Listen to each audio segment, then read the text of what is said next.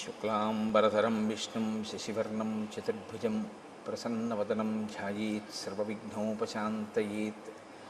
గురుర్బ్రహ్మా గురుర్విష్ణుః గురుర్దేవో మహేశ్వరః గురుస్సాక్షాత్ పరబ్రహ్మ తస్మై శ్రీగురవై నమః. వ్యాసాయ విష్ణురూపాయ వ్యాసరూపాయ విష్ణవే నమో వై బ్రహ్మనిధయే వాసిష్ఠాయ నమో నమః. కూజంతం రామ రామీతి మధురం మధురాక్షరం ఆరుహ్య కవితాశాఖాం వందే వాల్మీకికోకిలం. శ్రుతిస్మృతిపురాణానాం ఆలయం కరుణాలయం నమామి భగవత్పాదశంకరం లోకశంకరం. వాగర్ధావివ సంపృక్తౌ వాగర్ధప్రతిపత్తయే జగతః పితరౌ వందే పార్వతీపరమేశ్వరౌ. సూక్తిం సమగ్రేతున స్వయమేవ లక్ష్మీః శ్రీరంగరాజమహిషీ మధురైకటాక్షైః. వైదగ్ధ్యవర్ణగుణగుంభనగౌరవైర్యాం కండూలకర్ణకుహరాः కవయోధయంతి. హైమోర్ధ్వపుండ్రమజహన్మకుటం సునాసం మందస్మితం మకరకుండలచారుగండం బింబాధరం బహుళదీర్ఘకృపాకటాక్షం శ్రీవేంకటేశముఖమాత్మనిసన్నిధత్తాం. మనోజవం మరుతతుల్యవేగం జితేంద్రియం బుద్ధిమతాం వరిష్టం వాతాత్మజం వనరయూధముఖ్యం శ్రీరామదూతం శిరసా నమామి. ఆపదామపహర్తారం దాతారం సర్వసంపదాం లోకాభిరామం శ్రీరామం భూయో భూయో నమామ్యహం. సింధూరారుణవిగ్రహాం త్రినయనాం మాణిక్యమౌళిస్ఫురత్తారానాయకశేఖరాం స్మితముఖీం ఆపీనవక్షోరుహాం పాణిభ్యాం అళిపూర్ణరత్నచషకం రక్తోత్పలం బిభ్రతీం సౌమ్యాం రత్నఘటస్థరక్తచరణాం ధ్యాయేత్ పరేదంబికాం. హరి ఓం. పరమేశ్వర స్వరూపమైన సభకి నమస్కారం.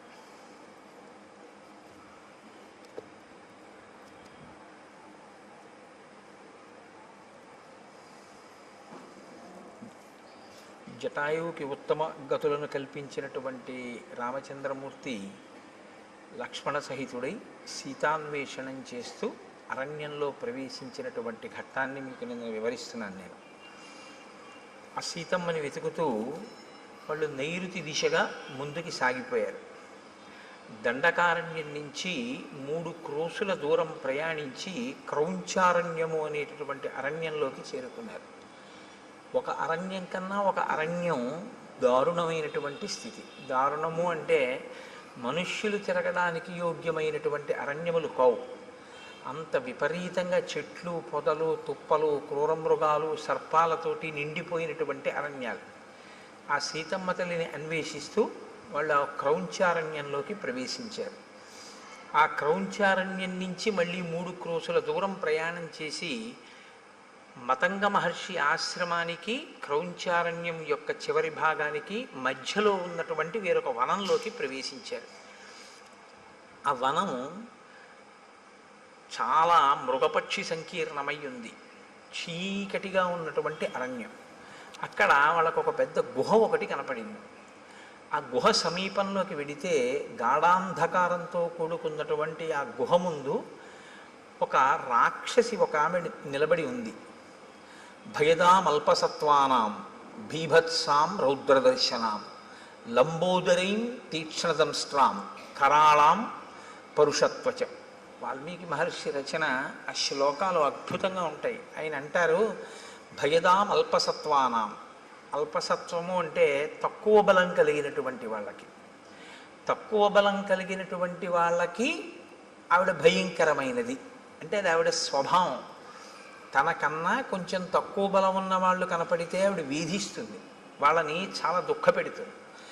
ఎందుకని అంటే అది ఆవిడ సహజమైనటువంటి ప్రవృత్తి. తనకన్నా తక్కువ బలం వాళ్ళు కనపడితే ఆదరించడమో వాళ్ళని రక్షించడమో ఆవిడకు ఉండేటటువంటి లక్షణం కాదు. రాక్షసత్వము అంటే ఇంకేదో అని మీరేమనుకోక్కర్లేదు. కలియుగంలో ఒక పెద్ద విచిత్రం ఒకటి ఉంది. త్రేతాయుగం వాటిల్లో అయితే రాక్షసుల యొక్క ఉపాధులు తెలిసిపోయేవి. ఒక భయంకరమైనటువంటి శరీరం, ఏదో పెద్ద పొట్ట నోరు దంస్ట్రలు అవివి. కలియుగంలో బ్రహ్మగారు ఇచ్చినటువంటి వరం ఏమిటంటే రాక్షసుడెవరో మనుష్యుడెవరో తెలియదు, ప్రవృత్తి చేత తెలియాలి. కానీ తెలుసుకునే లోపలే ప్రమాదం వచ్చేస్తుంది. కనుక ఇప్పుడు ఆవిడ భయదాం అల్పసత్వానాం, తనకన్నా తక్కువ బలం ఉన్నటువంటి వారి పట్ల చాలా క్రోధంతో అవతల వారిని దుఃఖపెట్టేటట్టు ప్రవర్తిస్తుంది. అంటే తనకన్నా ఎక్కువ బలం ఉన్నవాళ్ళు కనపడితే తాను పారిపోతుంది. ఇది దాని అర్థం. అంటే ఆ జీవితానికి ఒక రుజువర్తన కానీ, ఆ జీవితానికి ఒక పంధా కానీ ఏమీ లేవు. మనకన్నా బలవంతుడు కనపడ్డాడు, వాడు మనకేదో ఇబ్బంది పెట్టాడు, పారిపోవడం. మనకన్నా తక్కువ బలం వాడు కనపడ్డాడు, వాడిని ఏడిపించడం. ఈ ఏడిపించేటప్పుడు సిగ్గేయదు, ఆ ఓడిపోయినప్పుడు సిగ్గేయదు. రెండు చోట్ల సిగ్గు లేకపోతే అవమానము ఇలాంటివి ఉండవు. ఎప్పుడూ ఉండేది ఏమిటి అంటే రెండు కాలముల యందు కూడా దుఃఖపెట్టే ప్రయత్నం ఉంటుంటుంది. ఆ ప్రయత్నంలో తను విజయం సాధిస్తే విజయం సాధిస్తుంది, విజయం సాధించకపోతే వెళ్ళిపోతుంటుంది. ఇక్కడ ఈవిడికి శూర్పణఖకి ఒక్క తేడా ఒకటి కనపడుతుంది. అరణ్యకాండలో మహర్షి ఇద్దరికి ముక్కు చెవులు కోయిస్తారు ఆడ రాక్షసులకి. అందులో ఒకరు శూర్పణఖ, ఒకరు అయోముఖి. ఇద్దరు రాక్షసి అయినటువంటి వారే. కానీ ఒకరు పగ పెంచుకునే తత్వం ఉన్నవారు, ఒకరు పగ పెంచుకోకుండా అవకాశం దొరికితే ఏడిపిస్తారు, అవకాశం దొరకకపోతే పారిపోతారు. ఒక విధంగా చెప్పాలి అంటే ఒకరికన్నా ఒకరు ప్రమాదం తక్కువ అని కానీ, ఒకరికన్నా ఒకరు ప్రమాదం ఎక్కువ అని కానీ చెప్పడం కొంచెం కష్టం. ఎందుకంటే పగ పెంచుకునే స్వభావము ప్రమాదకరమే. పగ పెంచుకోకుండా తనకన్నా తక్కువ బలవంతుడు కనపడితే ఆ తక్కువ బలవంతుడిని నిగ్రహించడం కూడా ప్రమాదకరమే కదా. ఎక్కువ బలవంతులు కదా అని చెప్పి వచ్చి వాళ్ళకి ఏమైనా వాళ్ళు వచ్చి వీళ్ళని ఇబ్బంది పెడితే వాళ్ళు అప్పటికి పారిపోతారు. పారిపోయారని జాడ్యమో సమస్య వదిలిపోయినట్టు కాదు, మళ్ళీ వస్తూ ఉంటారు. ఎప్పుడు తెలుస్తుంది తనకన్నా అధిక బలవంతుడని? తను ఓడిపోతే ఏమైనా సిగ్గుంటుందా? ఏమీ ఉండదు, మళ్ళీ వెళ్ళిపోతుంది. మళ్ళీ ఎప్పుడు వస్తుంది? మళ్ళీ ఇంకోటి దొరికితే మళ్ళీ వస్తుంది. మళ్ళీ వాడు అధిక బలవంతుడైతే మళ్ళీ వెళ్ళిపోతుంది, తక్కువ బలవంతుడైతే ఇబ్బంది పెడుతుంది.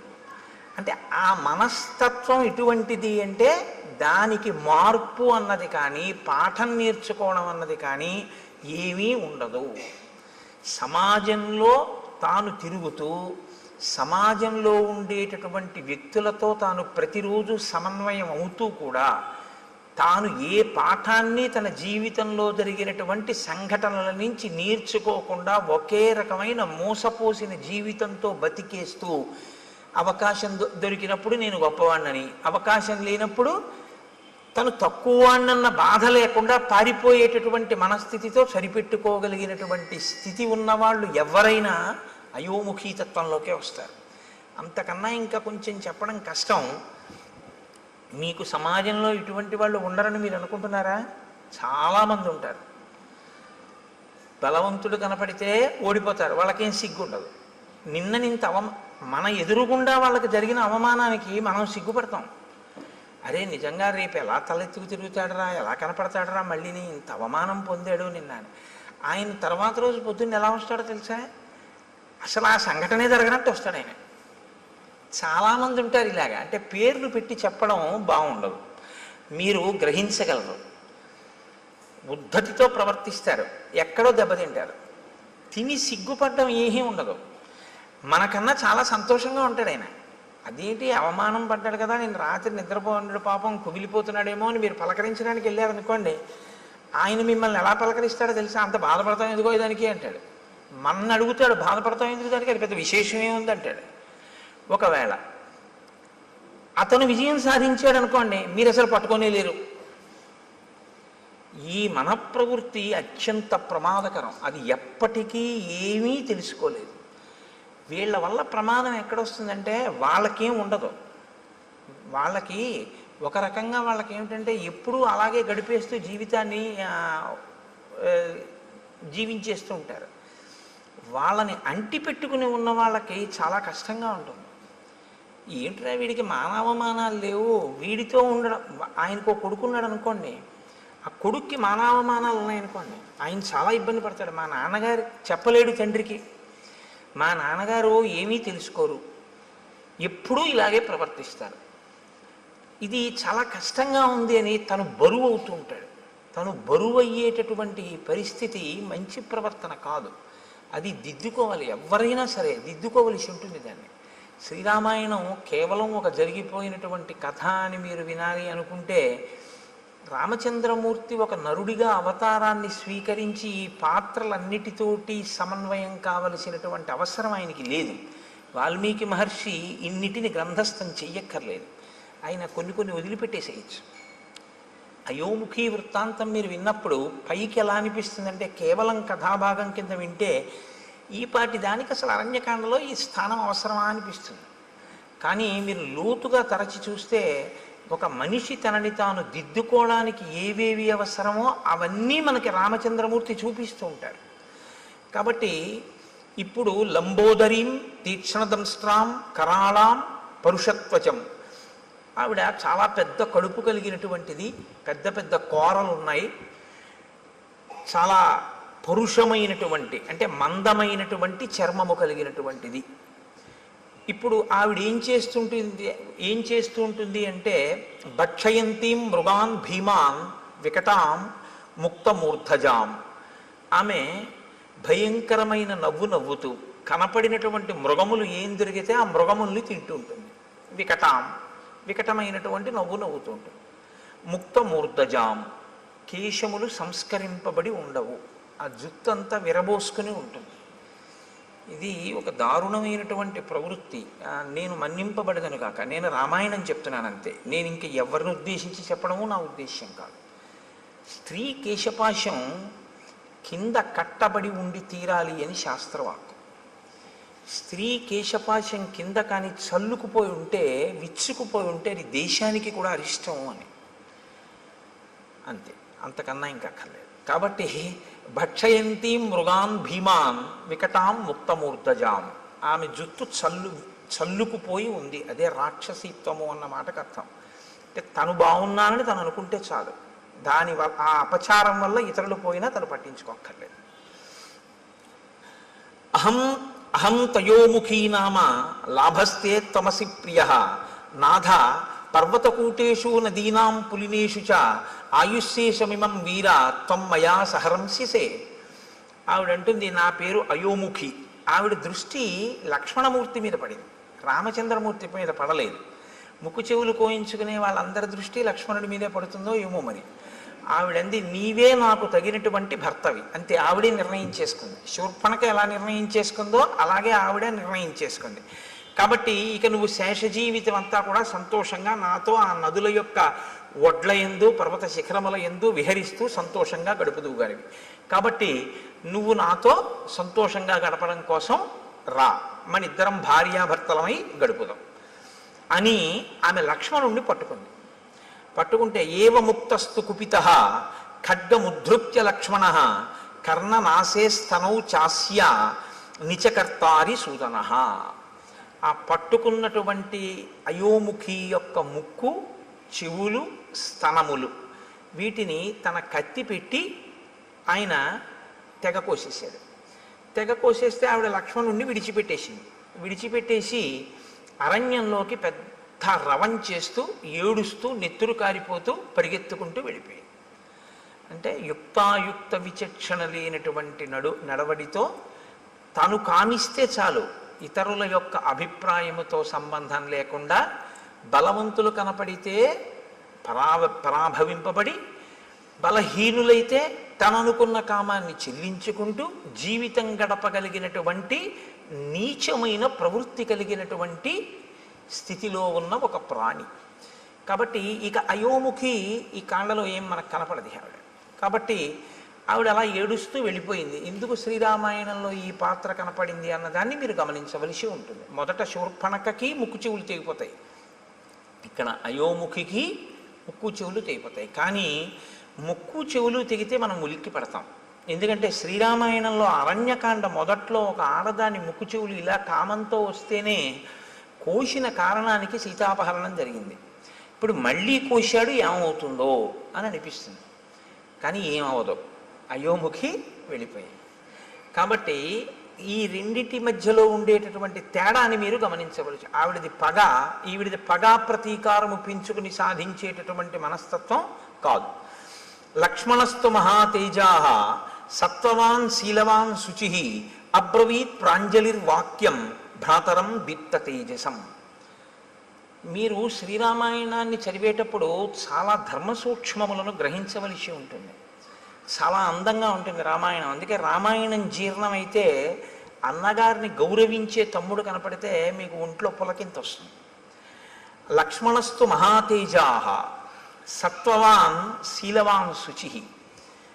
ఆయన రామచంద్రమూర్తితో మాట్లాడుతున్నాడు. ఎవరు? లక్ష్మణుడు. అయోముఖి పారిపోయింది, ఇద్దరు నడుస్తున్నారు. ఇప్పుడు అకస్మాత్తుగా ఆయనకి ఏదో రాముడితో మాట్లాడాలి అని అనిపించింది. ఎలా మాట్లాడేటో తెలుసా అండి? ఇలా ఎడంచేతో రామ అని పిలిచి కూడా మాట్లాడాలంటే. కానీ ఆయన ఎలా మాట్లాడాడంటే అబ్రవీత్ ప్రాంజలిర్వాక్యం. ఆయన మాట్లాడేటప్పుడు అంజలి ఘటించి రాముడితోటి అన్నయ్య అని ఇలా నమస్కారం చేసి మాట్లాడతాడు. ఎందుకంటే చాలా చోట్ల చెప్పుకున్నాడు లక్ష్మణుడు, నేను రాముణ్ణి అన్నగా చూడను, రాముణ్ణి నా గురువుగా చూస్తాను. అందుకని ఎప్పుడూ అంత గౌరవంతోనూ ఉంటాడు. అందుకే రామాయణం బాగా అనుభవించకుండా రామాయణంలోది ఏదీ గీసే ప్రయత్నం చేయకూడదు.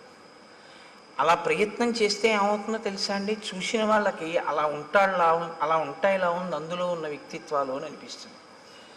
శబరి పళ్ళు తీసుకొచ్చి రాముడికి పెడుతుంటే రాముడు పుచ్చుకుంటుంటే రాముడు కూర్చున్న అరుగు మీద లక్ష్మణుడు ఎడంకాలు ఎత్తి పెట్టినట్టుగా ఉందనుకోండి ఒక ఫోటో. అలా ఉంటాడా ఎప్పుడైనా లక్ష్మణుడు? అవి ఏమవుతాయంటే చూసే వాళ్ళ హృదయాల్లో తప్పు భావాలు నింపుతాయి. కాబట్టి శ్రీరామాయణాన్ని జాగ్రత్తగా గమనించవలసి ఉంటుంది. గమనించకుండా చేతిలో కళ ఉండడం వేరు, రామాయణాన్ని గీయడం వేరు. రామాయణాన్ని గీయాలి అంటే రామాయణం చదివి రామాయణం గురించి కొంత అధికారం ఉండాలి. రామాయణంలో ఉండేటటువంటి వ్యక్తిత్వాలు బహు విశిష్టమైనవి. అంత విశిష్టమైనటువంటిది, అందులో అటువంటి ఘట్టాల గురించి ఏదైనా కూర్పు చేస్తే చాలా జాగ్రత్తగా ఉండాలి. కాబట్టి నేను దేన్ని దృష్టిలో పెట్టుకున్నానో మీరు గమనించి ఉంటారు. కాబట్టి ఇప్పుడు అబ్రవీత్ ప్రాంజలిర్వాక్యం భ్రాతరం దీప్త తేజసం. అంజలి ఘటించి రామచంద్రమూర్తితో మాట్లాడుతున్నాడు. స్పందతే మే దృఢం బాహు ఉద్విగ్నమివ మే మనః ప్రాయశ్చాప్య నిష్టాని నిమిత్తాన్యుపలక్షయే. నేను మీతో తరచూ ప్రస్తావన చేస్తూ ఉంటాను. శ్రీరామాయణం ఒక ధర్మశాస్త్రం, శ్రీరామాయణం పరిపాలనా శాస్త్రం, శ్రీరామాయణం జ్యోతిష శాస్త్రం, శ్రీరామాయణం శకున శాస్త్రం. మీరు ఎలా చూస్తే రామాయణం మీకు అలా కనపడుతుంది. కాదు, పక్షుల గురించి తెలుసుకోవాలా? రామాయణం చదవచ్చు. పర్వతాల గురించి తెలుసుకోవాలా? రామాయణం చదవచ్చు. భౌగోళిక శాస్త్రం పరిశీలనం చేయాలా? రామాయణం తెలుసుకోవచ్చు. మృగముల గురించి తెలుసుకోవాలా? శ్రీరామాయణం చదువుకోవచ్చు. మీరు ఏది తెలుసుకోవాలన్నా రామాయణం చదువుకుంటే మీకు అందులో తెలియని ఉండవు. ప్రతి శ్లోకము అమృత భాండమే. ప్రతి శ్లోకంలో మహర్షి సందేశాన్ని నింపి ఉంచుతారు. అందుకే ఆయన ఈయనతో మాట్లాడాడు అని ఆయన చెప్పరు. అలా చెప్పడం చాలా తేలిక. అలా చెప్పరు. మాట్లాడేటప్పుడు ఎలా నిలబడి మాట్లాడాడు చెప్తారు. ఒక ఆయన వచ్చాడు, ఎవరు ముందు లేచారు, ఎవరు తర్వాత లేచారు, ఎవరు ఎవరికి అర్ఘ్యం ఇచ్చారు, పాద్యం ఇచ్చారు, ఎవరు ఎవరితో ఏ ప్రశ్న వేశారు, ఎవరు ఎలా జవాబు చెప్పారు. ఒక సంఘటన అయిపోయిన తర్వాత రాముడు అన్ని లక్ష్మణుడికి చెప్తూ ఉంటాడు. రాముడు లక్ష్మణుడికి చెప్పేటప్పుడు మీరు చాలా జాగ్రత్తగా చదవాలి ఆ సర్గని.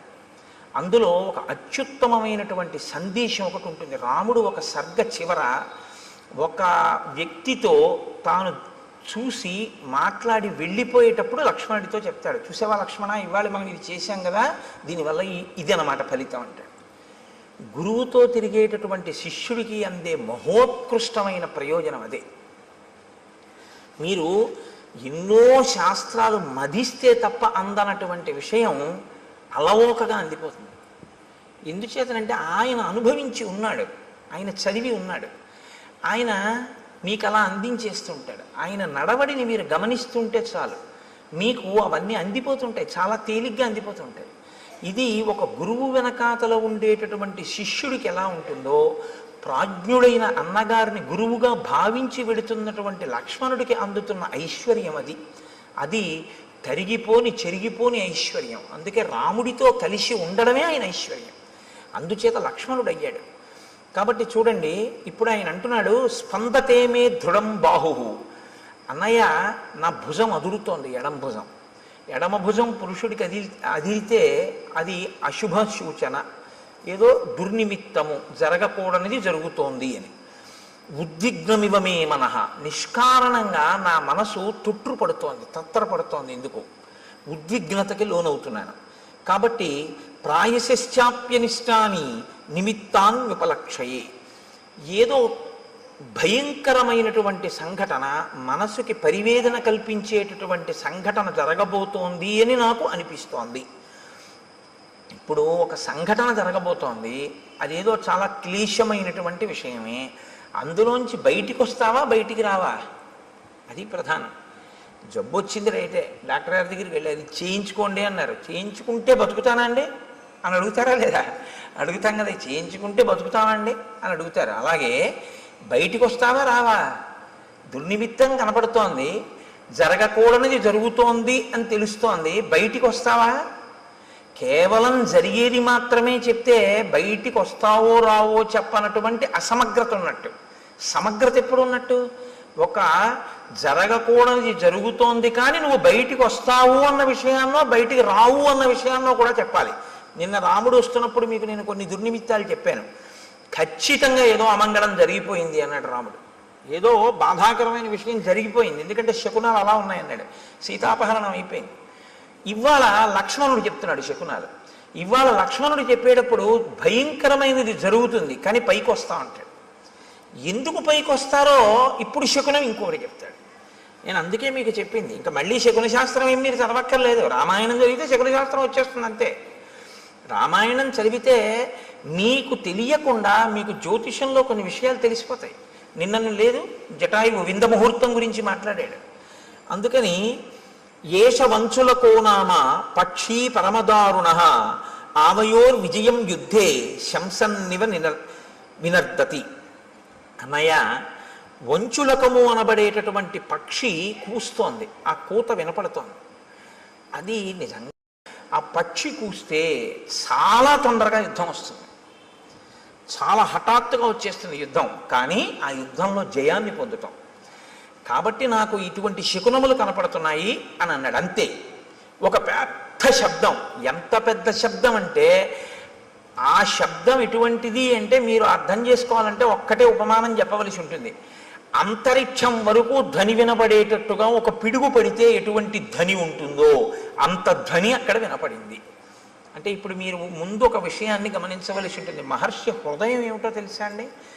రాముడు బాలకాండలో శివధనస్సుని ఎక్కుపెట్టినప్పుడు ధనుర్భంగం అయింది.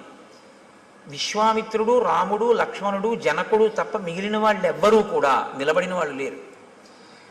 శబ్దము అనేటటువంటిది సామాన్యమైంది కాదు. శబ్దము వేరు, ధ్వని వేరు. మీరు ఈ రెండిటికి తేడా తెలుసుకోవాలి.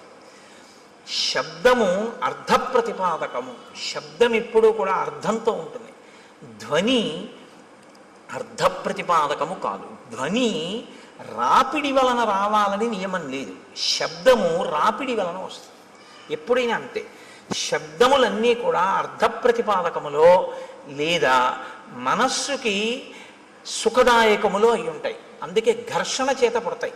నేను మీకు ఒక ఉదాహరణ చెప్పాలంటే, ఇప్పుడు నేను చెప్తున్న దాన్ని శబ్దము అని అనవలసి ఉంటుంది. ఎందుకంటే నా మూలాధార చక్రం దగ్గర నుంచి లాగబడినటువంటి వాయువు అనేక చక్రాలకి తగులుతూ పైకి వస్తుంది. పైకి వచ్చేటప్పుడు ఒరిపిడి చెందుతుంది, రాసుకుంటుంది.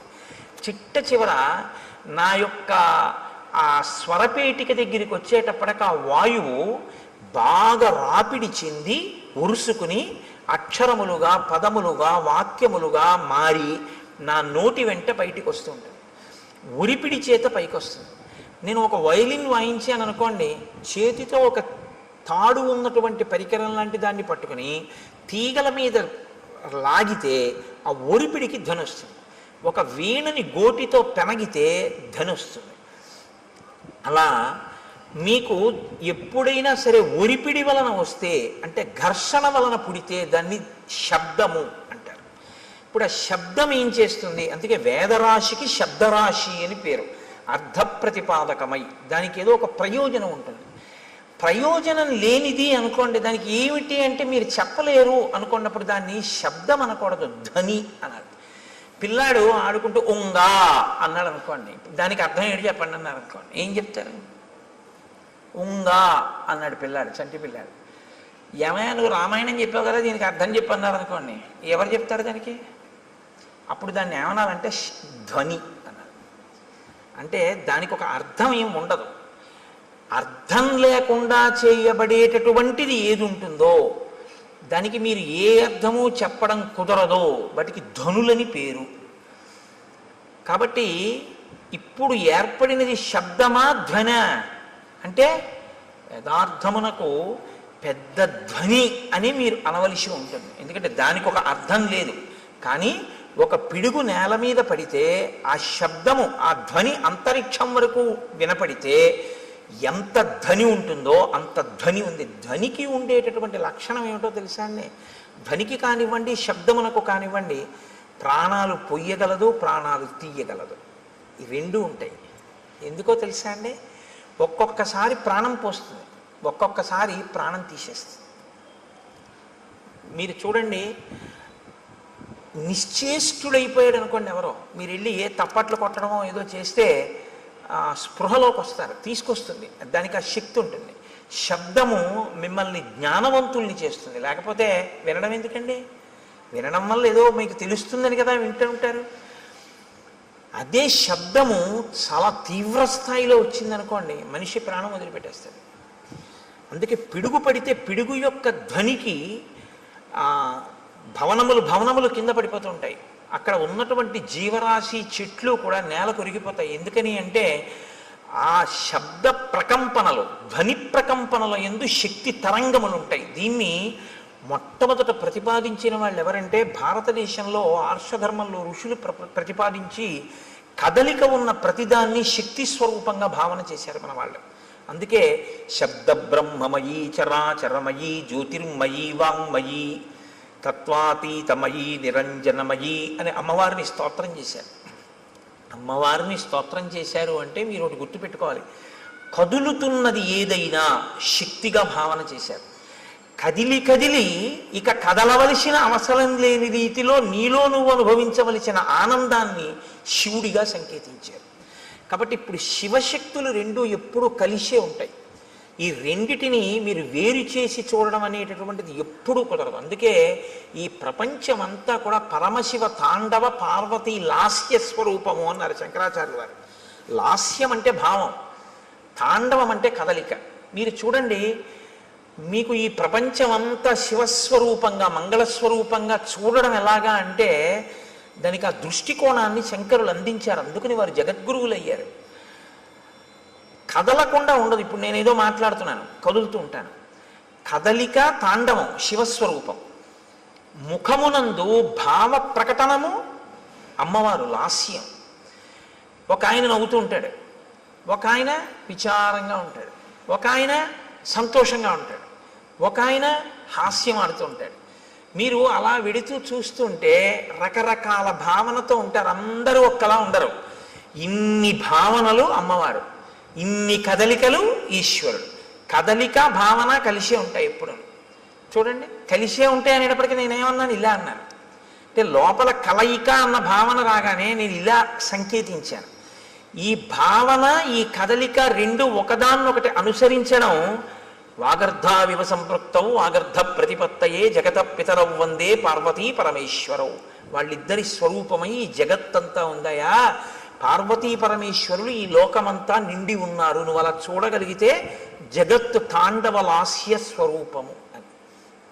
కాబట్టి దాన్ని వాల్మీకి మహర్షి ఎందుకండి అంత గొప్పగా ఆ విషయం కూడా మాట్లాడడం అంటే, అది ఇంకొకడు వింటే చచ్చుండివాడు. తట్టుకోగలిగారు అంటే ఇప్పుడు దాని మూలస్థానమును కూడా ఛేదించగలిగినటువంటి పరాక్రమవంతులు. చెవికే అంత బలం ఉంటే చేతులకి ఎంత బలం ఉండాలి? కాబట్టి ఇప్పుడు మూలస్థానాన్ని ఛేదించగలరు. ఇది రామచంద్రమూర్తి యొక్క, లక్ష్మణుని యొక్క వీర్యము, పరాక్రమము. మీతో నేను చాలా మార్లు మనవి చేస్తున్నాను, వీర్యం అన్న మాటకు అర్థం అదే. ఎదుట వస్తున్నటువంటి ఎదిరింపునకు లేదా తనతో తలపడుతున్నటువంటి స్థితిలో ఉన్న ఎదురుగుండా కనపడుతున్నటువంటి ప్రతిద్వంద్వి యందు లోపల తాను చెక్కు చెదరక ఎదుటివాడిని చెక్కు చెదిరిపోయేటట్టు చెయ్యగలిగినటువంటి ప్రజ్ఞకి వీర్యమని పేరు. ఇది లోపల నిబిడీకృతమై ఉంటే పరాక్రమం అని పేరు.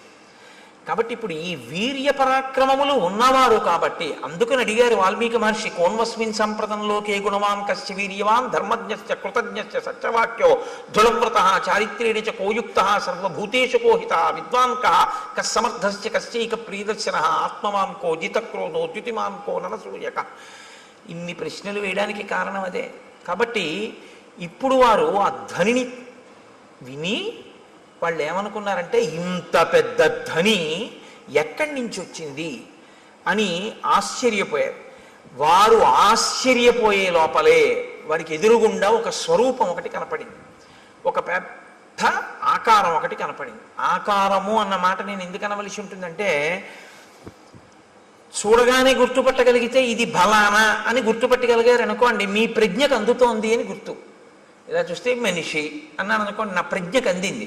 జింక నా ప్రజ్ఞకు అందింది, లేడి నా ప్రజ్ఞకు అందింది, సర్పము నా ప్రజ్ఞకు అందింది.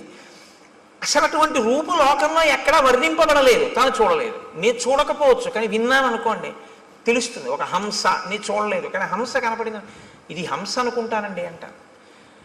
మళ్ళీ ఇదో విచిత్రం తెలుసా అండి, నామం ఉంటే రూపం ఉంటుంది, రూపం ఉంటే నామం ఉంటుంది, నామం రూపం కలిస్తే మాయ అవుతుంది. అదే విచిత్రం. శంకర భగవత్పాదుల యొక్క ప్రతిపాదన అంతా దీని మీదే ఆధారపడింది. నామం ఉంటే రూపం ఉంటుంది, రూపం ఉంటే నామం ఉంటుంది. కోటేశ్వరరావు గారు అన్నారనుకోండి, మీకు వెంటనే నా రూపం మీ మనసులో అలా లీలగా కదులుతుంది. చూస్తున్నారుగా చాలా రోజుల నుంచి. కోటేశ్వరరావు అనబడేటప్పటికీ నేను ఇలా వస్తూ ఉంటే ఆ కోటేశ్వరరావు వస్తున్నారు అంటారు. అంటే నా రూపాన్ని నామంతో గుర్తిస్తారు. అలా ఇంకోళ్ళు వస్తున్నారు అనుకోండి, కోటేశ్వరరావు వచ్చారా అండి అన్నారనుకోండి ఎవరైనా కొత్త వాళ్ళ, ఆయన కాదండి రాలేదంటారు. నామము రూపము పక్క పక్కనే ఉంటే కుండ అన్నాను అనుకోండి, కుండ ఎలా ఉంటుందో మీకు వెంటనే మనసు చూపిస్తుంది, ప్రొజెక్ట్ చేస్తుంది. అసలు నిజానికి మీరు పెట్టిన పేరు మీరు చూపించిన పదార్థము రెండు అసత్యాలు. దాన్ని కుండ అనకుండా కర్ర అని కొత్తగా పేరెడుతున్నానన్నా దానికి ఏం అభ్యంతరం ఏమి ఉండదు. రెండు, అది మట్టి యొక్క వికారం, అది అసలు నిజానికి దాని సత్యం అది కాదు. సరే, ఇప్పుడు నేను మళ్ళీ శాంకర సిద్ధాంతం మాయాది కాదు కానీ నామరూపములు అదొక గమ్మత్తు. కాబట్టి మనసుకి ఉండేటటువంటి పరిమితి ఏమిటంటే తను వినన్నా ఉండాలి, తను చూసన్నా ఉండాలి. విని కానీ చూసి కానీ ఉంటే ప్రాణిని గుర్తిస్తుంది. ఇప్పుడు రామలక్ష్మణులు ఇద్దరు ఏమిటి అలా ఉన్నాడన్నారు అనుకోండి, రామలక్ష్మణులు కూడా ఎన్నడూ ఊహించలేదన్నమాట. అటువంటి ప్రాణి ఒకటి లోకంలో ఉంటుంది అని రామలక్ష్మణులు ఊహించలేదు. వీళ్ళిద్దరు ఎటువంటి వాళ్ళు, వంచులకము కూస్తోందని చెప్పగలిగిన వాళ్ళు. పిట్టరుపుకి మనం ఎంత తేలిగ్గా చెప్తామో కాకి అరుస్తోందని రామలక్ష్మణులు అరణ్యంలో పిట్టల కూతలు అంత బాగా చెప్తారు. అన్ని మృగాలు చెప్తారు వాళ్ళు. అటువంటి వాళ్ళు ఆ ఎదురుగుండా ఉన్న ప్రాణిని గుర్తించలేకపోయారు. ఇది విరూపము అన్న పేరు. అంటే అసలు ఎవరు ఊహించనంత వికృతంగా ఉంటుంది. కాబట్టి ఇప్పుడు అది మనసుకి ఖేదము కల్పించవచ్చు, ఒక్కొక్కసారి ఉల్లాసమును కల్పించవచ్చు, రంజకత్వం ఉంటే అందులో.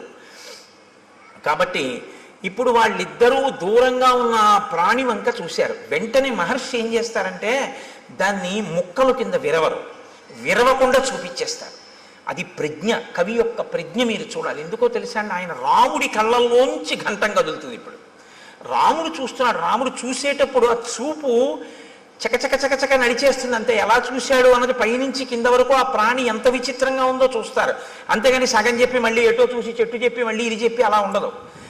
ఆ రచనలో ప్రజ్ఞ వాల్మీకి మహర్షి ఘంటం రాముడి కన్నులను బట్టి కదులుతోంది. ఇప్పుడు ఆయన రాముడిలో ప్రకాయ ప్రవేశం చేసి ఆ ఎదురుగుండా ఉన్నటువంటి రాక్షసుణ్ణి చూసి ఘంటాన్ని కదుపుతున్నారు. మీరు శ్రీరామాయణాన్ని బహుభంగిమల చూడవలసి ఉంటుంది. ఎందుకంటే వాల్మీకి మహర్షి తరువాత కవులకు ఆదర్శం అయ్యారు. కాళిదాసాది మహాకవులు కూడా వాల్మీకి మహర్షినే అనుసరించారు.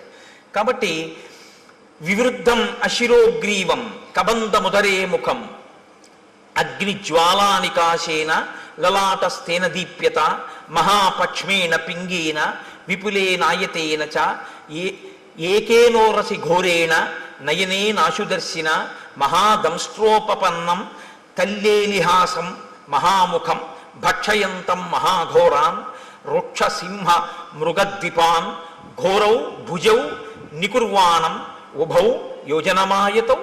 ఆయన ఘోరే భుజౌ వికుర్వాణం. ఆ ఉన్నటువంటి ఎదురుగుండా ఉన్న ప్రాణి ఎలా ఉన్నాడంటే తల లేదు. తల లేకపోతే బీభత్సంగా ఉంటుంది. అది ఆ ప్రాణి ఏం చేస్తుందంటే మీకు బీభత్స రసాన్ని ఉద్భుతం చేస్తుంది మా లోపల నుంచి.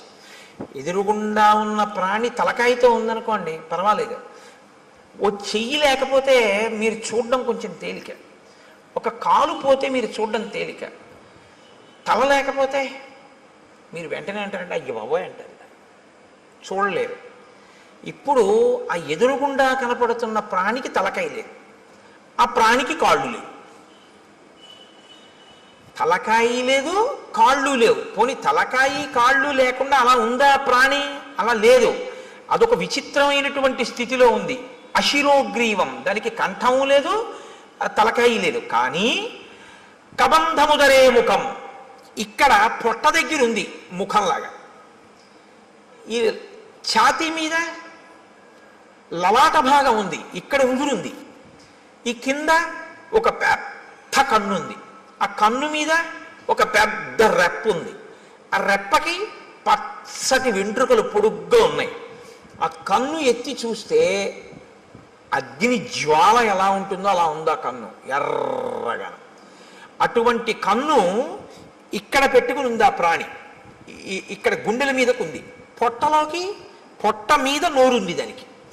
దానికి కాళ్ళు లేవు కాబట్టి అది కదలలేదు, అది అలా కూర్చుని ఉంది. కానీ దానికి యోజనం దూరం వరకు వెళ్ళగలిగినటువంటి దీర్ఘబాహువులు ఉన్నాయి.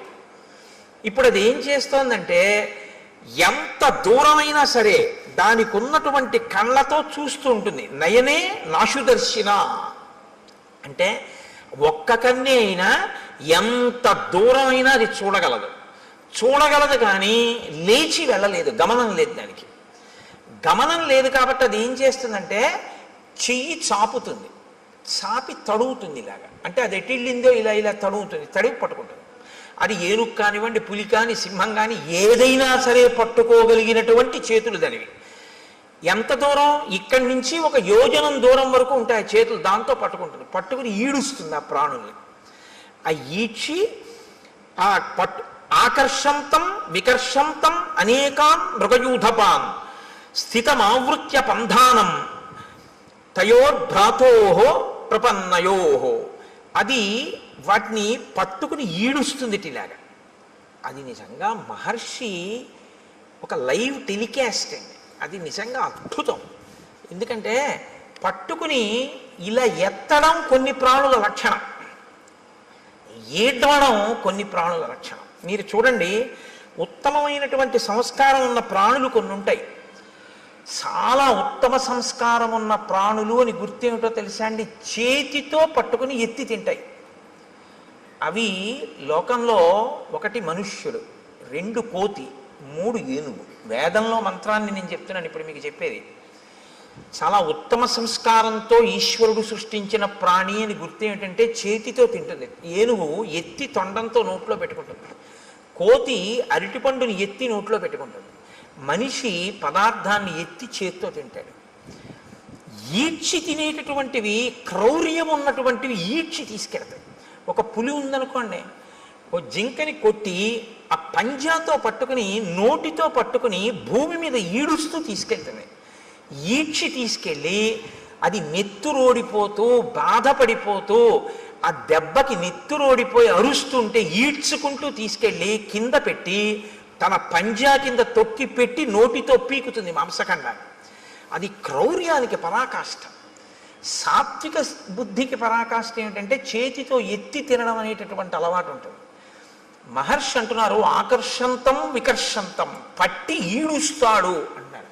అక్కడ పట్టి అలా ఎత్తి ఇలా తేడు, ఇలా ఈడుస్తూ ఉంటాడు. ఎందుకనంటే ఈడ్చడంలో ఉంది ఆ పైశాచిక భావన, ఆ క్రౌర్యం ఉంది అందులో. అంటే అసలు ఉండడమే విచిత్రం, ఆ తినడమూ విచిత్రం. అంటే ఎంత క్రౌర్యం కలిగినటువంటి ప్రాణో, ఎంత విచిత్రమైన ప్రాణో మీరు ఊహించవలసి ఉంటుంది. ఇంత ఘోరంగా అయినటువంటి స్వరూపం ఎలా వచ్చింది, ఎందుకు వచ్చిందన్న ఆలోచన ఒకటి మీకు వెంటనే రావాలి. ఇది చాలా ప్రధానం రామాయణంలో. అది ఎందుకు వచ్చింది అన్నది మీరు తెలుసుకుంటే అలా మనం రాకుండా ఉండడానికి అవకాశం దొరుకుతుంది కదా. అందుకని ఇప్పుడు దాని వంక చూశారు ఇద్దరు. చూసేటప్పటికి అది వీళ్ళిద్దరిని పట్టుకుని ఇద్దరిని ఈడ్చేసింది దగ్గరికి. ఈడ్చేసి మీరు నాకు ఈశ్వరుడు ఇచ్చిన ఆహారం తినేస్తానని నోట్లో పడేసుకోవాలి కదా. మనకైతే ఇక్కడ, దానికి ఇక్కడే. కాబట్టి ఆ ఈడ్చి తెచ్చి లోపల పడేసుకోవడానికి సిద్ధపడుతోంది. వెంటనే లక్ష్మణుడు అన్నాడు, అన్నయ్య దీన్ని మనం ఉపేక్షించకూడదు, ఈ ప్రాణిని మనం చంపకూడదు అన్నాడు. నిజంగా శ్రీరామాయణం ధర్మశాస్త్రం అద్భుతం. అందుకు మహర్షి ప్రతి చిన్న విషయాన్ని కూడా రచనలో చూపిస్తారు. నిశ్చేష్టానాం మధో రాజన్ కుచ్చితో జగతీపతే క్రతు మధ్యోపనీతానాం పశూనాం ఇవ రాఘవ. లక్ష్మణుడు అంటున్నాడు, కదలిక లేని ప్రాణిని చంపకూడదు. ఎందుకంటే అది పారిపోవడానికి అవకాశం ఏది? పారిపోవడానికో, విన్నిచ్చి పారిపోవడానికో, నీ మీద కలియబడ్డానికో దానికి అవకాశం ఉంటే నీ వీరత్వం చంపాలి. కదలలేని దాన్ని చంపడం ఏంటి? బళి మా బావ బల్యమ్ము చేబూని పుల్లాకు తూట్లుగా పొడవలేదే అన్నట్టు కదలలేని ప్రాణిని చంపడం ఏంటి? కాబట్టి అన్నయ్య మనం చంపకూడదు దీన్ని. ఎంత ధర్మం అండి! ఇంకోడైతే ఈ ధర్మం కదూ కాపాడింది, అందుకు కాదు అన్నాడు మారీచుడు. రామో విగ్రహవాన్ ధర్మ అన్నాడు. అప్పుడు కూడా ఇలా ఉన్నాడు. బాబా ఇదేమిటి అంటే బుద్ధి వెంటనే స్వస్థతను తప్పి చంపేవతల వారేద్దాం అందరూ. వాళ్ళు బాగా ఆలోచిస్తారు, ప్రతి దాన్ని ధర్మం కోణంలో చూస్తారు. అక్కడ ఎవరున్నారండి చంపేస్తే? చంపేశారనుకోండి ఇద్దరు కలిసి, పోన్లే అన్నయ్య ఎవరు చూడొచ్చారు అనొచ్చు. కాదు, ఎవరు చూడొచ్చారనరో, చూడవలసిన వాడు చూడకపోవడం అన్నది ఎలా జరుగుతుందంటారు వాళ్ళు. ఇది ధర్మావలంబనకి కారణం. ధర్మమూర్తిగా ఎందుకు ఉండగలుగుతాడు ఒక వ్యక్తి అంటే, నేను ఎలా తప్పుకుంటానండి, ఈశ్వరుడు ఎప్పుడూ చూస్తూ ఉంటాడు కదా అంటాడు. నేను ఒకవేళ తప్పు చేస్తే ఈశ్వరుడు యొక్క సన్నిధానంలోనే నేను తప్పు చేయాలి తప్ప ఈశ్వరుడు చూడకుండా నేను తప్పు చేయడం కుదరదు. ఆయన ఎప్పుడూ చూస్తూ ఉంటాడంటాడు. ఎప్పుడూ చూస్తున్నాడు వాడు అన్నవాడు చాలా తప్పులు చెయ్యలేడు. చాలా అన్నమాట నేను ఎందుకన్నానో తెలుసా అండి? ఏ తప్పు చెయ్యలేడని ముందే అనడం చాలా కష్టం. కొంత మార్పు అన్నది వస్తుంది ఎప్పుడంటే చాలా తప్పులు చేయలేడు, తర్వాత ఏ తప్పు చేయలేడు. కాబట్టి రాముడు ధర్మమూర్తిగా ఎందుకు ఉండగలడు ఎప్పుడు అంటే, ధర్మం అనేటటువంటిది తాను అనుష్ఠిస్తున్నానో లేదో అనేటటువంటిది వృక్షములు దేవతా స్వరూపంగా చూస్తున్నాయని రాముడు నమ్ముతాడు. మనం అంటే నాలాంటి వాడైతే ఏమంటాడంటే ఎవరు చూడొచ్చారంట. ఇదే తేడా. ఇది అలవాటు చేసుకోవడం ధర్మానికి పునాదిరాయి. ఇది నిలబడాలి. ఇది నిలబడితే మార్పు వస్తుంది మనసులో. కాబట్టి నిశ్చేష్టానాం మధోరాజన్ కుచ్చితో జగతీపతే. ఓ జగతీపతి రామా, మనం స్థాణువుగా కదలలేని వాడిని చంపకూడదు. కాబట్టి ఇతను తన నోట్లో మన్ని పడేసుకునేటట్టు ఉన్నాడు. కాబట్టి ఈ 2 బాహువులని తరిగేద్దాం. ఇతని శక్తి బాహువులే. ఎందుకని? గమనం లేదు, కదలలేడు. నోటితో కరవలేడు, ఎందుకంటే పొట్టకుంది నోరు. బోర్లా పడుకుని కరిచి పట్టుకోగలిగినటువంటి శక్తి లేదు. కానీ చేతులతో మాత్రం తడిమి పట్టుకుంటాడు. కాబట్టి చేతులు నరికేస్తే వీడు ఉన్నా ఒకటే, ఊడిపోయినా ఒకటే. అక్కడతో వీడు కూడా చచ్చిపోతాడు. ఎందుకంటే ఆహారం లేదు ప్రాణానికి. ఆహారం లేకపోతే ప్రాణము నిలబడదు, శోషించిపోయి పడిపోతుంది. మనం చంపక్కర్లేదు, వీడి యొక్క బలం ఎక్కడుందో దాన్ని తుంచేద్దాం. దాన్ని మాత్రం ఎందుకు తుంచాలి? మన్ని పట్టుకున్నాడు కాబట్టి, మన్ని ఇప్పుడు నోట్లో పడేస్తాడు కాబట్టి బాహువులు తుంచేద్దాం. కాబట్టి దక్షిణం బాహుం అసక్తామసినా తతః చిచ్ఛేదరామో వేగేన సవ్యం వీరస్తు లక్ష్మణ. రాముడు కుడి భుజాన్ని నిరికేశాడు, లక్ష్మణుడు ఎడమ భుజాన్ని నిరికేశాడు. 2 చేతులు ఊడి కింద పడిపోయాడు. కింద పడిపోగానే అతను చాలా సంతోషపడిపోయాడు. ఇది విచిత్రం రామాయణంలో. చాలా సంతోషపడన్నాడు. ఓ, నేను ఎదురు చూసిన సంఘటన జరిగింది. ఇన్నాళ్ళు ఈ 2 చేతులు నరికేవాడి కోసమే తడిమి పట్టుకుంటున్నాను, ఇవాళ వీటిని నరికేవాడు దొరికాడు. ఎవరు మీ ఇద్దరు అన్నాడు. అంటే వాళ్ళు నోర్ము నీకు మేం చెప్పడం ఏంటి అనరు. అది విచిత్రం. ఇది వినయం. వాళ్ళు ఎవరు అడగనివ్వండి, శూర్పణఖ అడిగినా చెప్తారు, ఎవరు అడిగినా చెప్తారు, ఎంత అందంగా అలాగని అనవసరమైనటువంటి చోట దీర్ఘంగా మాట్లాడరు. సమయాన్ని ఎంత పొదుపుగా వాడి మాట్లాడతారంటే ఎక్కడ ఎంతవరకు అవసరమో, ఏది అవతల ప్రాణికి చెప్పవలసి ఉంటుందో అక్కడ వరకే చెప్తారు తప్ప అదే పనిగా సొదపెట్టి అర్థం లేకుండా మాట్లాడడం ఉన్నది ఉండదు. అందుకే నేను మీతో మనవి చేస్తున్నాను, శ్రీరామాయణం మీరు బాగా చదివితే మాట్లాడడంలో ప్రజ్ఞ మీకు వస్తుంది. ఎవరితో ఎలా మాట్లాడాలి, ఎంత మాట్లాడాలి, ఇవి బాగా అలవాటు అవుతుంది. అసలు మనిషి పాడైపోయేది అందుకే కదండి, అక్కర్లేని మాటలన్నీ మాట్లాడడం వల్లే పాడైపోతుంటాడు. కాబట్టి అయమిక్ష్వాకుదాయాదో రామో నామ జనైశ్రుత అస్యైవారజం విద్ధి భ్రాతరం మాంచ లక్ష్మణం. నేను అయమిక్ష్వాకుదాయాదో రామో నామ జనైశ్రుత, ఈయన మా అన్నగారు రామచంద్రమూర్తి. అస్యైవావరజం విద్ధి, నేను ఆయన తమ్ముణ్ణి, భ్రాతరం అంచలక్ష్మణం, నేను ఆయన తమ్ముణ్ణి, నన్ను లక్ష్మణుడు అంటారు. అస్య దేవ ప్రభావస్య వసతో విజనేవనే రక్షసాపహృతా పత్ని యామిచ్చంతా విహాగతౌ. మా అన్నగారి పత్ని, నా వదిన గారు అయినటువంటి తల్లిని ఒక రాక్షసుడు అపహరించాడు. ఆవిడ్ని వెతుక్కుంటూ మేము ఈ అడవిలో తిరుగుతున్నాం. నువ్వెందుకు ఇలా ఉన్నావు అని అడిగాడు. ఇప్పుడు తామెవరో సత్యం చెప్పి నువ్వెవరు, అంతేగాని కైకమ్మ, దశరథుడు, వరాలు అయిన చోట కాంచోట అన్ని చోట్ల వాళ్ళు మాట్లాడరు. ఇప్పుడు ఆయన అన్నాడు, పురారామ మహాబాహో మహాబల పరాక్రమ రూపమాసీన్మమాచింత్యం త్రిషు లోకేషు విశ్రుతం యథా సోమస్య శక్రస్య సూర్యస్య చ యథా వపుః. ఎంత అందంగా మాట్లాడాడు. రెండు చేతులు తెగిపోయిన తర్వాత అన్నాడు, రామా మహాబాహో, గొప్ప చేతులున్నవాడా, ఈ చేతులు నరికినవాడా, మహాబల పరాక్రమ, గొప్ప బలపరాక్రమములు ఉన్నవాడా, నేను ఒకప్పుడు చాలా అందమైనటువంటి వాణ్ణి, 3 లోకములలో నా అంత అందగాడు లేడు. యథా సోమస్య శక్రస్య, సోముడి అందం ఎటువంటిదో, శక్రుడు అంటే ఇంద్రుడి యొక్క అందం ఎటువంటిదో, సూర్యుని యొక్క తేజస్సు ఎటువంటిదో అటువంటి శరీరము కలిగినటువంటి వాణ్ణి నేను. అంటే శరీరమునకు అందము, శరీరమునకు కాంతి అన్నీ ఉన్నవాడు. అందుకని అటువంటి ఉపమానాలు వేశారు. ఆ తేజస్సు అవతల వారికి ఆహ్లాదాన్ని కల్పిస్తుంది. కాబట్టి సోముడు అంత అందమైన, అంత లావణ్యము, అంత కాంతి కలిగినటువంటి వాణ్ణి. ఇది నాకు ఈశ్వరుడు ఇచ్చినటువంటి బహుమానం. కాబట్టి నేనేం చేయాలి, ఈశ్వరుడు నీకేది ఇచ్చాడో దాంతో నువ్వు 10 మందిని సంతోషపెట్టాలి. అప్పుడు నువ్వు నీ యొక్క విభూతిని ఈశ్వర పరం చేసినట్లు అవుతుంది. అందుకే మీరు కొంచెం జాగ్రత్తగా గమనించండి, అక్షరాభ్యాసము అని ఒక సంస్కారం చేస్తారు మన వాళ్ళు, అది చేయకుండా పంపించరు. బడికి పంపించడం కానీ, పలక ముట్టుకోవడం కానీ, పుస్తకం ముట్టుకోవడం కానీ, అక్షరం రాయడం కానీ ఒప్పుకోరు.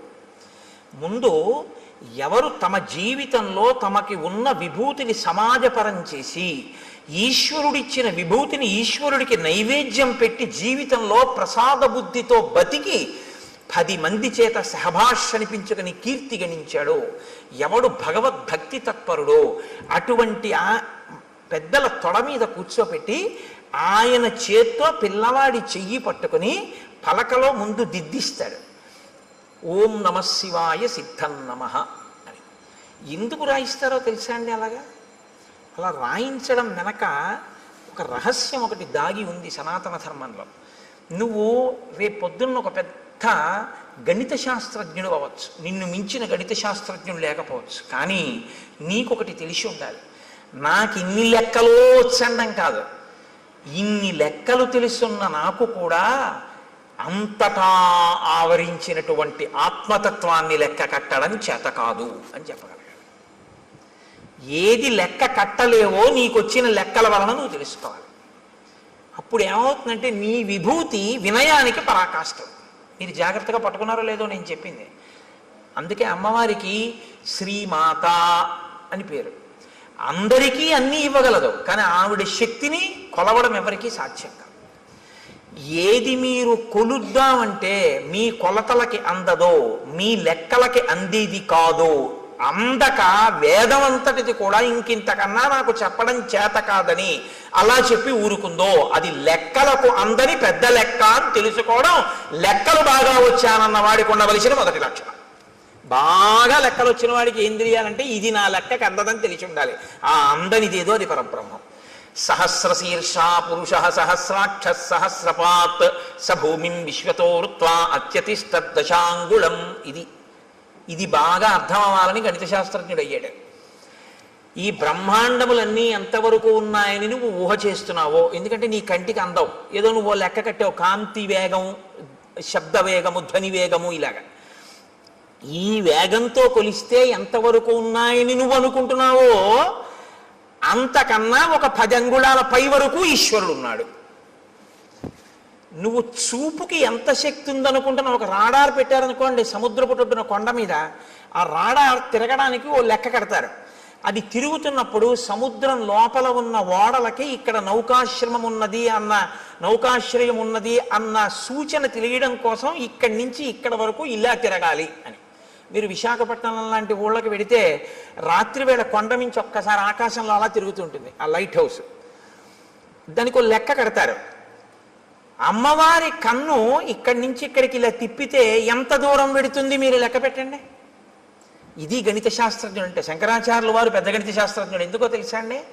ఎంత వెడుతుందో ఆయన చెప్పలేదు. దృశా ద్రాఘీయస్యాదరదళిత నీలోత్పల రుచా అన్నారు. అమ్మా, ఈ బ్రహ్మాండములు ఎంతవరకు ఇటుపక్కకున్నాయో అంతకన్నా దాటి వెడుతుందన్నారు. అంతే తప్ప ఈ బ్రహ్మాండముల వరకు చూస్తాం లేదు ఆయన.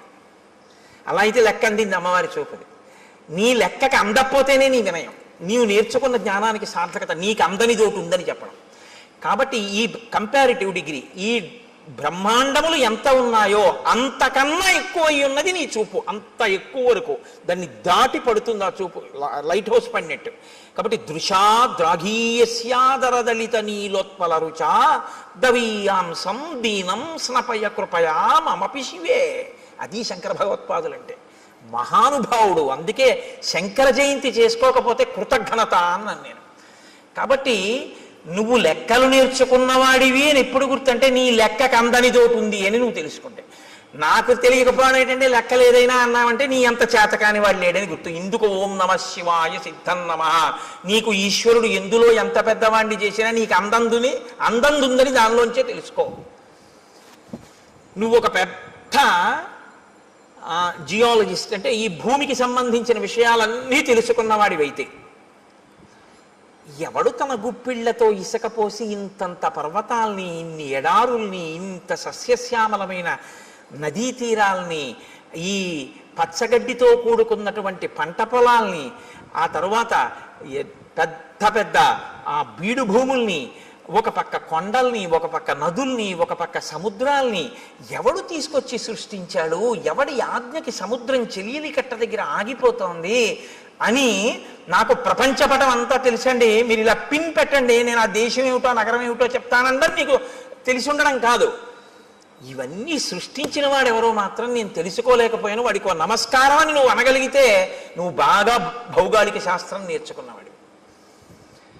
ఒకడు గొప్ప సంగీత విద్వాంసుడు ఎప్పుడంటే సంభావనిస్తే గంటన్నర కచేరీ చేసినవాడు కాడు. ఎవడు నాదోపాసన చేశాడో, ఎవరు ఆ లోపల నుంచి వచ్చినటువంటి నాదాన్ని వింటున్నాడో, ఎక్కడ నుంచి అది కదులుతోందో ముందు అన్నప్పుడు ఆ ధ్వని, ఆ శబ్దం, ఆ నాదం వస్తున్న దాని యొక్క మూలాల్ని ఉపాసన చేసి మౌనంలో పట్టుకొని నాదోపాసన చేసి సంగీత విద్య ద్వారా సరిగమ పద నిసానిదప మగరిస అంటారు. ఆరోహణ అవరోహణ. అవరోహణ అంటే కింద పడిపోవడం, ఈ ఈశ్వరుడి నుంచి విడిపోయి అజ్ఞానంలోకి రావడం. ఆరోహణ అంటే పైకెక్కి మళ్ళీ సాలోకి వెళ్ళిపోవడం ఈశ్వరుడి దగ్గరికి. మళ్ళీ సంగీతాన్నే పట్టుకుని కింద పడ్డవాడు సంగీతంతో మళ్ళీ పైకెక్కి సాలో కలిసిపోవడం, ఈశ్వరుల్లో కలిసిపోవడం. ఈ నాదోపాసన చేసిన వాడు ఎవడున్నాడో వాడు సద్గురు అయి నిలబడిపోతాడు. అందుకే త్యాగరాజు గారు ఎవరో అని మీరు అన్నారనుకోండి, సంగీత విద్వాంసుడు అనకూడదు, సద్గురు త్యాగరాజస్వామి అనాలి. శ్యామశాస్త్రి గారు ఎవరో అన్నారనుకోండి, సద్గురు శ్యామశాస్త్రి అనవలసి ఉంటుంది. అలాగే దీక్షితర్ వారు ఎవరో అని మీరు అన్నారనుకోండి, సద్గురు దీక్షితర్ వారు అనవలసి ఉంటుంది. వారు సద్గురువులు. ఎందుకంటే వారు నాదోపాసన చేసి నాదోపాసన ద్వారా బ్రహ్మమును చేరిపోయారు వారు. ఇప్పుడు వారి సంగీతం ఎందుకు పనికొచ్చిందంటే ఎవరు మనకి సంభావన ఇస్తారు, కచేరీకి వెడదాం, డబ్బులు తెచ్చుకుందాం అనడానికి పనికి రాలేదు. అంటే అలా వెళ్ళడం తప్పని నేనేమంటలేదు. కానీ అది ఎందుకు పనికి రావాలి అంటే నాదోపాసన అన్నది ఈశ్వరుణ్ణి చేరడానికి పనికి రావాలి. ఇప్పుడు అలా పనికొచ్చింది అనుకోండి, మీకు అలా పనికొచ్చినటువంటి ఉత్తర క్షణంలో ఈశ్వరుడు మీకు ఇచ్చిన విభూతి మీకు అందని దాన్ని అందుకోవడానికి పనికొచ్చేదే తప్ప అమ్ముకోవడానికి పనికొచ్చేది కాదు. మీకు ఒక కవనం వచ్చనుకోండి, మీకు గొప్పగా ఒక పద్యం చెప్పడం వచ్చనుకోండి, అది ఈశ్వరుడు గురించి చెప్పగలగాలి, 10 మందికి పనికొచ్చేది చెప్పాలి. అందుకే హరినామస్తుతి చేయు కావ్యము సువర్ణాంభోజి హంసావళి సురుజిభ్రాజితమై మానస సరస్ఫూర్తిని వెలుంగొందు అంటారు పోతన గారు. హరినామమును చెప్పినటువంటి సాహిత్యం ఏదుందో అది మానస సరోవరం. ప్రజ్ఞ ఉంది కదా అని పనికి మాలిన కవిత్వాలన్నీ చెప్పాడనుకోండి, కాలగర్భంలో నశించిపోతాయి, ఇంకోటి సమయాన్ని పాడు చేస్తే అంతే. అప్పుడు అది ఎందుకు పనికొచ్చింది? భ్రష్టత్వానికి పనికొచ్చింది ఆ కవిత్వం. దానివల్ల ఉపయోగం ఏమైనా ఉంటుందా అంటే నక్కీరుడి అహంకారంలో ఉంటుందంతే ఆ కవిత్వం. కాబట్టి ఏది నీ యందు బాగా ప్రకాశించిందో దాన్ని బాగా పట్టుకుని నాకు ఇది తెలియదు, ఆ తెలియనిదేదో ఇది తెలియదని తెలుసుకోవడానికి నాకు తెలుసున్నది పనికొచ్చిందన్నవాడెవడో వాడు విద్వాంసుడు, వాడు పండితుడు. పండితుడు అన్న మాట ఎవరికి వర్తిస్తుందో తెలుసా అండి? పద్యాలు చెప్పేవాడికి కాదు. పండాహ అంటే జ్ఞానం. ఈశ్వరుణ్ణి నమ్మి ప్రతిరోజు భక్తితో అనుష్ఠించి నడిచేవాడెవరో ఆయనకి పండితుడని పేరు. అందుకే పోతన గారు సహజ పండితుడు అంటారు. కాబట్టి ఈ స్థితిని ఒరే నాన్న నువ్వు పొందాలి తప్ప నువ్వు ఏదో ఒక పెద్ద ఇంజనీరువై లంచాలు పుచ్చుకుని 3వ రోజు పడిపోయే బ్రిడ్జి కట్టకూడదు.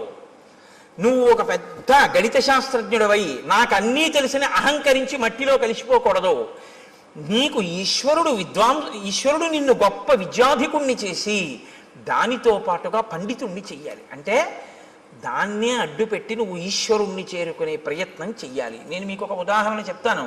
నాకు ఆ డాక్టర్ గారి పేరు జ్ఞాపకం లేదు, కానీ నేను లలితమ్మ గురించి ఉపన్యాసాలు చెప్పేటప్పుడు తరచూ కోట్ చేస్తుంటాను. పిల్లవాడు తల్లి గర్భంలో తల కిందకి కాళ్ళు పైకి పెట్టుకుని ఉంటాడు. ఆయన ఒక పెద్ద గైనకాలజిస్ట్. ఈ పుస్తకం రాసిన ఆయన మాతృదేవో భవ అని పుస్తకం రాశారు. నాకు కాకినాడలో డాక్టర్ జగదీశ్వరి గారిని, ఆవిడ ఒక పెద్ద గైనకాలజిస్ట్. ఆవిడ నాకు ఆ పుస్తకం ఇచ్చి చదవండి కోటేశ్వరారు అన్నారు. అందులో ఆయన అన్నారు, తల కిందకి కాళ్ళు పైకి పెట్టి 9 నెలలు అయిపోతుంది, లోపల పెరిగిపోతాడు వీడు. అమ్మ నాభిగొట్టంలోంచి ఆహారం వెడుతూ ఉంటుంది. ఇప్పుడు అమ్మ తినకూడనిది తింది, లోపల వీడి యొక్క శరీరం ఎటువంటిదో తెలుసు. నజ్జు శరీరం అనుకోండి, వీడికి పడిశం పట్టేస్తుంది. పడిశం పట్టేస్తే ఏమవుతుంది? తల కిందకుంది. ఇప్పుడు ముక్కులో పట్టినటువంటి పదార్థం వెనక్కి వెళ్ళిపోతూ ఉంటుంది. గుటక వేయడం చాలా కష్టం, ఉక్కిరి బిక్కిరి అయిపోతూ ఉంటాడు. అమ్మ ఇంకో సీతాఫలం తింటుంది. ఆవిడికి ఏం తెలుసు? బయటకు వస్తేగా వాడికి నజ్జు శరీరం అని తెలియడానికి. లోపల జ్వరం తగులుతుంది, కానీ వాడికి చల్లగా ఉంటే బాగుండనిపిస్తుంది, కటిక చీకటి. ఇంతలో వాడికి ఏమవుతుందంటే లోపల అతిసారం పుడుతుంది. వాడు మలం ఎక్కువ విసర్జించేస్తాడు. విసర్జించేస్తే అందులోంచి చిన్న చిన్న పురుగులు పుట్టి కరిచేస్తుంటాయి ఒంటిని. ఇలా పడి ఉంటాడు, తన మలమూత్రములు తన నోటి దగ్గరికి వచ్చేస్తుంటాయి, చెవుల్లో కెడుతుంటాయి. అందుకే గర్భస్థ నరకం అంటారు. నవమాసంబులు తల్లి గర్భమున నానారోతలంచిక్కి నాకు అవకాశం విషుమంతలేకపడి తిన్హాకష్టముల్ భీతితో నవమాసంబు ఘటిల్లే చాలునాకా గర్భవాసంబు నివసింపన్ పని తీర్చి కావుమికనన్ని సత్కృపన్ శంకర అంటారు. అప్పుడు ఈశ్వరుణ్ణి ప్రార్థిస్తాడు, నేను ఉండలేకపోతున్నాను ఈశ్వర, ఒక్కసారి ఈ శరీరంతో బయటికి వెళ్ళని, దీంతోటే నిన్ను సేవించుకుని నీలో కలిసిపోతానంటాడు. ఈశ్వరుడు ఏం చేస్తాడంటే ప్రసూతి వాయు రూపంలో తల్లి యోనిలోంచి పైకి తోసేస్తాడు. ఇప్పుడు వచ్చి బయటపడతాడు. బయట పడగానే కటిక చీకట్లోంచి ఒక్కసారి పెద్ద వెలుతురులోకి వస్తాడు. ఇప్పటి వరకు తానేమి చూడలేదు. అంతంత ప్రాణులు ముక్కుకి గుడ్డగట్టుకుని డాక్టర్ గారు, అమ్మ, పెద్ద కడుపు, ఎవరెవరో మనుషులు, పెద్ద పెద్ద దీపాలు, గోడలు. వాడి ఇంటి కన్ను ఇలా విప్పి చూసేటప్పటికి ఆ వెలుతురు తట్టుకోలేక, వాతావరణాన్ని తట్టుకోలేక ఉత్తర క్షణంలో వాడి హృదయ స్పందన ఆగిపోతుంది. వాడి ఊపిరితిత్తులు ఇలా ఇలా ఇలా ఇలా అంటున్నవి ఇలా అయిపోతాయి. జీర్ణ వ్యవస్థ ఇలా సంకోచించిపోయి వాడి శరీరంలో ఉన్న మలమంతా గడ్డకట్టి వాడి ప్రాణోత్క్రమణం అయ్యే స్థితి వస్తుంది. వస్తే ప్రపంచంలో ఇప్పటి వరకు ఎక్కడా తయారు కానటువంటి పదార్థం, నా కడుపున పుట్టిన బిడ్డ అని అమ్మవాడిని చూసుకుని మురిసిపోతుంది. అమ్మ మురిసిపోయి తన స్తన్యాన్ని తీసి వాడి నోట్లో పెట్టగానే ఎలా ఊరుతుందో ప్రపంచంలో ఎవ్వరికీ తెలియదు. కోలోస్ట్రం అనబడేటటువంటి ఒక పసుపచ్చటి జిగురు పదార్థం అమ్మ స్తన్యంలోంచి కొడుకు నోట్లోకి ఎడుతుంది. దాన్ని చప్పరిస్తాడు అంతే. ఊపిరితిత్తులు పనిచేసి, గుండె పనిచేసి, జీర్ణావయం పనిచేసి నల్లటి మలం విసర్జించగలిగిన శక్తి వస్తుంది. వచ్చి పిల్లాడు బతుకుతాడు. పిల్లాడు బ్రతకడానికి కావలసినటువంటి ఆ కోలోస్ట్రం అనబడేటటువంటి పసుపచ్చటి పదార్థం పిల్లవాడు కాని పిల్ల కాని పుట్టగానే వాణ్ణి చూసుకోగానే నా బిడ్డ అన్న ఆనందం కలగగానే మాతృత్వపు ఆనందపు అంచుల వలన అమ్మ శరీరంలో ఉత్పత్తి అయి స్తన్యంలోంచి స్రవింపబడేటటువంటి పదార్థాన్ని నేను సాక్షాత్ జగన్మాతగా చూస్తున్నాను. ఆ కోలోస్ట్రం వల్ల ఈ లోకంలో ఇన్ని ప్రాణులు పుట్టి బతుకుతున్నాయి. నేను నేర్చుకున్న గైనకాలజీతో నేను తెలుసుకున్నది ఏమిటంటే ఆ కోలోస్ట్రం అన్న పదార్థంలో అమ్మవారు ఉంది అని రాసుకున్నాడు ఆయన ఆ పుస్తకంలో. ఇది ఆ డాక్టర్ గారి ధన్యతకి కారణం. తను చదువుకున్న గైనకాలజీ ఎందుకు పనికొచ్చిందంటే ఈశ్వరుణ్ణి తెలుసుకోవడానికి. ఈ ప్రాణులను మేము కాదు ఆపరేట్ చేస్తున్నది. ఇన్నాళ్ళకి ఒక పిల్లవాడు పుట్టాడు అంటే ఆ పిల్లవాడిని లోపల ఉంచినవాడు, పైకి తెచ్చినవాడు, బతికించినవాడు ఆ తల్లి జగన్మాత, ఆ పరాశక్తి. ఆ పరాశక్తి అమ్మ రూపంలో వచ్చి బతికించింది అని తను తెలుసుకుని నమస్కరించిన వాడు ఉన్నాడే, వాడు విద్వాంసుడు, వాడు పండితుడు. అందుకు పనికొచ్చింది ఆయన చదువు. ఆవిడ ప్రసవ వేదనతో అక్కడ కొట్టుమిట్టి ఆడిపోతుంటే డబ్బట్టుకొస్తే తప్ప ఆపరేషన్ చేయనన్న డాక్టరు దౌర్భాగ్యుడు. వాడి చదువు ఎందుకు పనికొచ్చినట్టు? ఏం భయమా? రామాయణం చెప్పడానికి భయం ఏంటండి? నేను రామాయణం చెప్తున్నాను కదా. కాబట్టి నీ కొడుకు అలా కాకూడదు, నీ కూతురు అలా కాకూడదు అనుకుంటే ఒక్క డాక్టర్ అవ్వాలని కోరుకోకు. ఈ తత్వం తెలుసుకుని ఈశ్వరుడి యొక్క అనుగ్రహాన్ని చూసి ఇంకొక పిల్లాన్ని నేను అలా దర్శనం చేస్తున్నానని అర్ధరాత్రి కూడా సంతోషంగా వచ్చి 5 పైసలు అక్కర్లేదమ్మా, నీ మాతృత్వం చాలు నాకు పరాశక్తి దర్శనమని పురుడు పోయగలిగినటువంటి డాక్టర్ కావాలని కోరుకుని రాయించు పలకలో. అందుకని ఏది చదవాలన్నా ఓం నమ శివాయ సిద్ధం నమః మంగళప్రదమైన చదువు కావాలి అని మనం కోరుకుంటాం. లేకపోతే ఏమవుతుందో తెలుసా అండి? దీని రెండో కోణం అహంకారం. ప్రతిదానికి అహంకారమే. ప్రతి చిన్న విషయానికి అహంకరించడానికి ఏదైనా కనపడుతుంది. అహంకారం పోగొట్టుకోవడానికి ఏమీ ఉండదు. నేనెంతటి వాడినండి అనడం చాలా కష్టం. నేను ఇంతటి వాడినండి అనడానికి ఏదో ఒకటి చెప్పచ్చు కదండి. ఏదో ఒకటి చెప్పచ్చు ఇంతటి వాడిని అనడానికి. ఈ సోమస్య శక్రస్య సూర్యస్య చ యథావపు, అటువంటి అందమైన శరీరం ఉన్నవాడిని, అంత అందమైన శరీరం ఈశ్వరుడిస్తే ఇలా ఎందుకు అయ్యావు? అలా అందంగా నువ్వు కనబడితే చాలు ఎదుటివాడి కంటికి కలిగినటువంటి బాధ తీరుతుంది. నిన్ను చూస్తే చాలా ఎంత అందంగా ఉన్నాడు అని. కానీ ఆయన ఏం చేసేవాడంటే చాలా చిత్ర విచిత్రమైన భయంకరమైనటువంటి వేషములలోకి మారేవాడు. కామరూపి కాబట్టి ఎవరూ ఊహించనంత ఘోరాతి ఘోరమైన రూపాన్ని తాను తీసుకుని ఈశ్వరుడిచ్చిన అందమైన రూపాన్ని వదిలిపెట్టి ఘోర రూపాలతో అరణ్యంలో ప్రాణులకు అకస్మాత్తుగా కనపడి వాళ్ళు భయపడిపోయి విహ్వలులై పడిపోతే, మరణిస్తే, బాధపడితే తను సంతోషించేవాడు. ఇది రాక్షస ప్రవృత్తి. పైకి అందం ఉండడం గొప్ప కాదు, లోపల అందం ఉండడం గొప్ప. పైకి అందం లేకపోవడం తప్పు కాదు, లోపల అందం ఉండడం గొప్ప. నా మాట బాగా పట్టుకున్నారో లేదో మీరు? యథాలాపంగా తీసుకున్నారో? పైకి అందం ఉండడం కాదు గొప్ప, లోపల అందం ఉండడం గొప్ప. పైకి అందం ఉండకపోవడం గొప్ప తప్పు కాదు, లోపల అందం ఉండడమే గొప్ప.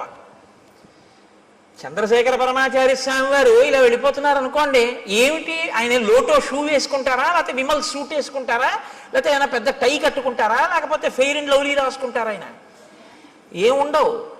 పాదచారి అయి ఓ కాషాయ వస్త్రం కట్టుకుని ఇలా తలమించి వేసుకుని, ఇంత విభూతి పుండ్రాలు పెట్టుకుని, ఇంత బొట్టు, అది కూడా గుండ్రంగా కూడా ఉండదు, అద్దుకున్నట్టు పెట్టేసుకుని, చేతిలో ఓ సత్యదండం పట్టుకుని, ఆయన ఓ కమండలం పట్టుకుని గబ్బ గబ్బ గబ్బ గబ్బ నడిచి వెళ్ళిపోతుంటారు. ఇప్పుడు నేను ఇలా చెప్తుంటే ఆయన ఇలా వచ్చారనుకోండి, అకస్మాత్తుగా ఉంటుందా ఆయన రామాయణ ప్రసంగం? లేచి గభాలన ఒక్కసారి స్వర్ణదండం పడ్డట్టు దెబ్బ తగిలితే తర్వాత చూద్దామని కింద పడిపోతానంతే. మీరంతే లేచి సభంతా కింద పడిపోతుంది. ఏ అందం చూసి గౌరవించారు? అందం కాదు, లోకాన్నంతటినీ రక్షించడం కోసం ఆయన చేసినటువంటి ప్రయత్నం. శంకరాచార్యుల వారి తర్వాత ఆసేతు హిమాచల పర్యంతం తిరిగి జ్ఞానబోధ చేసిన మహాపురుషుడైన కారణం చేత. కాబట్టి మీరు ఆయన పాదాల మీద పడిపోతారంతే. ఇప్పుడు అందం గొప్పదా, పై అందం గొప్పదా? లోపలి అందం గొప్పది. లోపలి అందం ఎక్కడుంటుందో అది లోకాన్ని ఉద్ధరిస్తుంది. పై అందం జర్జరీభూతం అయిపోతుంది, కొన్నాళ్ళకు పోతుంది. పైగా దాన్ని సద్వినియోగం చేయకపోతే నీకు ప్రమాదహేతువై కూర్చుంటుంది. కాబట్టి చూశారు, పై అందంతో లోపలి అందం పెంచుకోలేదు, పై అందంతో లోపల అందవికారం పెంచుకున్నాడు. లోపలి అందవికారం పై అందాన్ని కూడా తీసేసింది. ఇదే నేను మీతో మనవి చేసింది. అక్షరాభ్యాసము అన్నది మూఢనమ్మకములు, చాదస్తములు. నేను మీతో ఒకరోజు మనవి చేశాను. ఒక ఆయన ఆవును చంపేద్దాం అనుకున్నాడు. ఆవును చంపేయి అన్నాడు అనుకోండి, బుద్ధి ఉందా లేదా అంటారు. కాబట్టి ఆవును చంపేయి అనకుండా ఏమన్నాడంటే ఆ పులిని చంపేయి అన్నాడు. ఇప్పుడు చూడటం లేదు మీరు, అది ఆవో పులో మీరు చూడలేదు. పులిని చంపేయి అన్నారు. అయ్యి బాబాయ్ మీద పడిపోతుంది కాబట్టి చంపేయమన్నాడు అనుకున్నారు. ఆ పావును చంపేయి అన్నాడు. పావు కాబట్టి చంపేయమన్నాడు అనుకున్నారు. ఆయన ఆవును చంపేశాడు. ఆవుని తెలుసు, పావును చంపేయి అని చంపించేశాడు. ఆవు అని చెప్తే అది పవిత్రం కాబట్టి చంపడానికి ఒప్పుకోరని. సనాతన ధర్మాన్ని వదిలేయని చెప్పలేక మూఢ విశ్వాసాలు వదిలేయని చెప్తున్నారు. ఆవును చంపేయని చెప్పకుండా పావును చంపేయని చెప్పినట్టు. అక్షరాభ్యాసం మూఢనమ్మకం అంటే ఇదిగో ఇందుకే పనికొస్తాం, కబంధుడు కావడానికి పనికొస్తాం. అక్షరాభ్యాసం ఎందుకు చేస్తారంటే నీకున్నటువంటి ఈశ్వర విభూతి లోకకంటకం కాకుండా నిన్ను రక్షించి ఈశ్వరానుగ్రహం అని నువ్వు గుర్తెరగడానికి పనికొస్తుందని. లేకపోతే నిన్ను ఎక్కడ పడితే అక్కడే ప్రమాదం తీసుకొస్తావు ఈ విభూతితోటి. ఇది నా యందు దోషభూయిష్టమైంది. నేను ఒకానొకనాడు అరణ్యంలో ఘోరమైన రూపంతో స్థూల శిరస్కుడు అనబడేటటువంటి ఒక ఋషికి కనపడ్డాను. ఆయన కందమూలములు ఏరుకుంటున్నారు. ఆయన ఋషి, ఆయన వలన లోకానికి ఏమీ బాధ ఉండదు. ఆయన ఇప్పుడు లోకాన్ని కాపాడతారు. అటువంటి ఋషికి ఇప్పుడు నేను ఏ స్వరూపంతో ఉన్నానో అటువంటి రూపంతో కనపడ్డాను. ఆయనకి ఏదో సంతోషం వేసింది, అలా కనపడితే హడిలిపోతాడని. ఆయన వెనక్కి తిరిగి చూశాడు. నిజంగానే మనసులో ఉలిక్కి పడ్డాడు. అయ్యబాబు ఇదేమిటి ఇలా ఉంది ఈ ప్రాణి. అయితే వాళ్ళది నిర్భయత్వం. ఎక్కడ నిర్భయత్వం? అద్వైతమే నిర్భయత్వం. రెండోది ఉందంటే భయం, ఉన్నదొక్కటే అంటే భయం ఏమిటి? ఇంకా భయపడడానికి ఏముంటుంది? అదే అద్వైతం. కాబట్టి ఆయన వెంటనే ఏమన్నాడంటే శాపవాక్కుని విడిచిపెట్టాడు. ఏతదేవ నృశంసంతే రూపమస్తు విగర్హితం.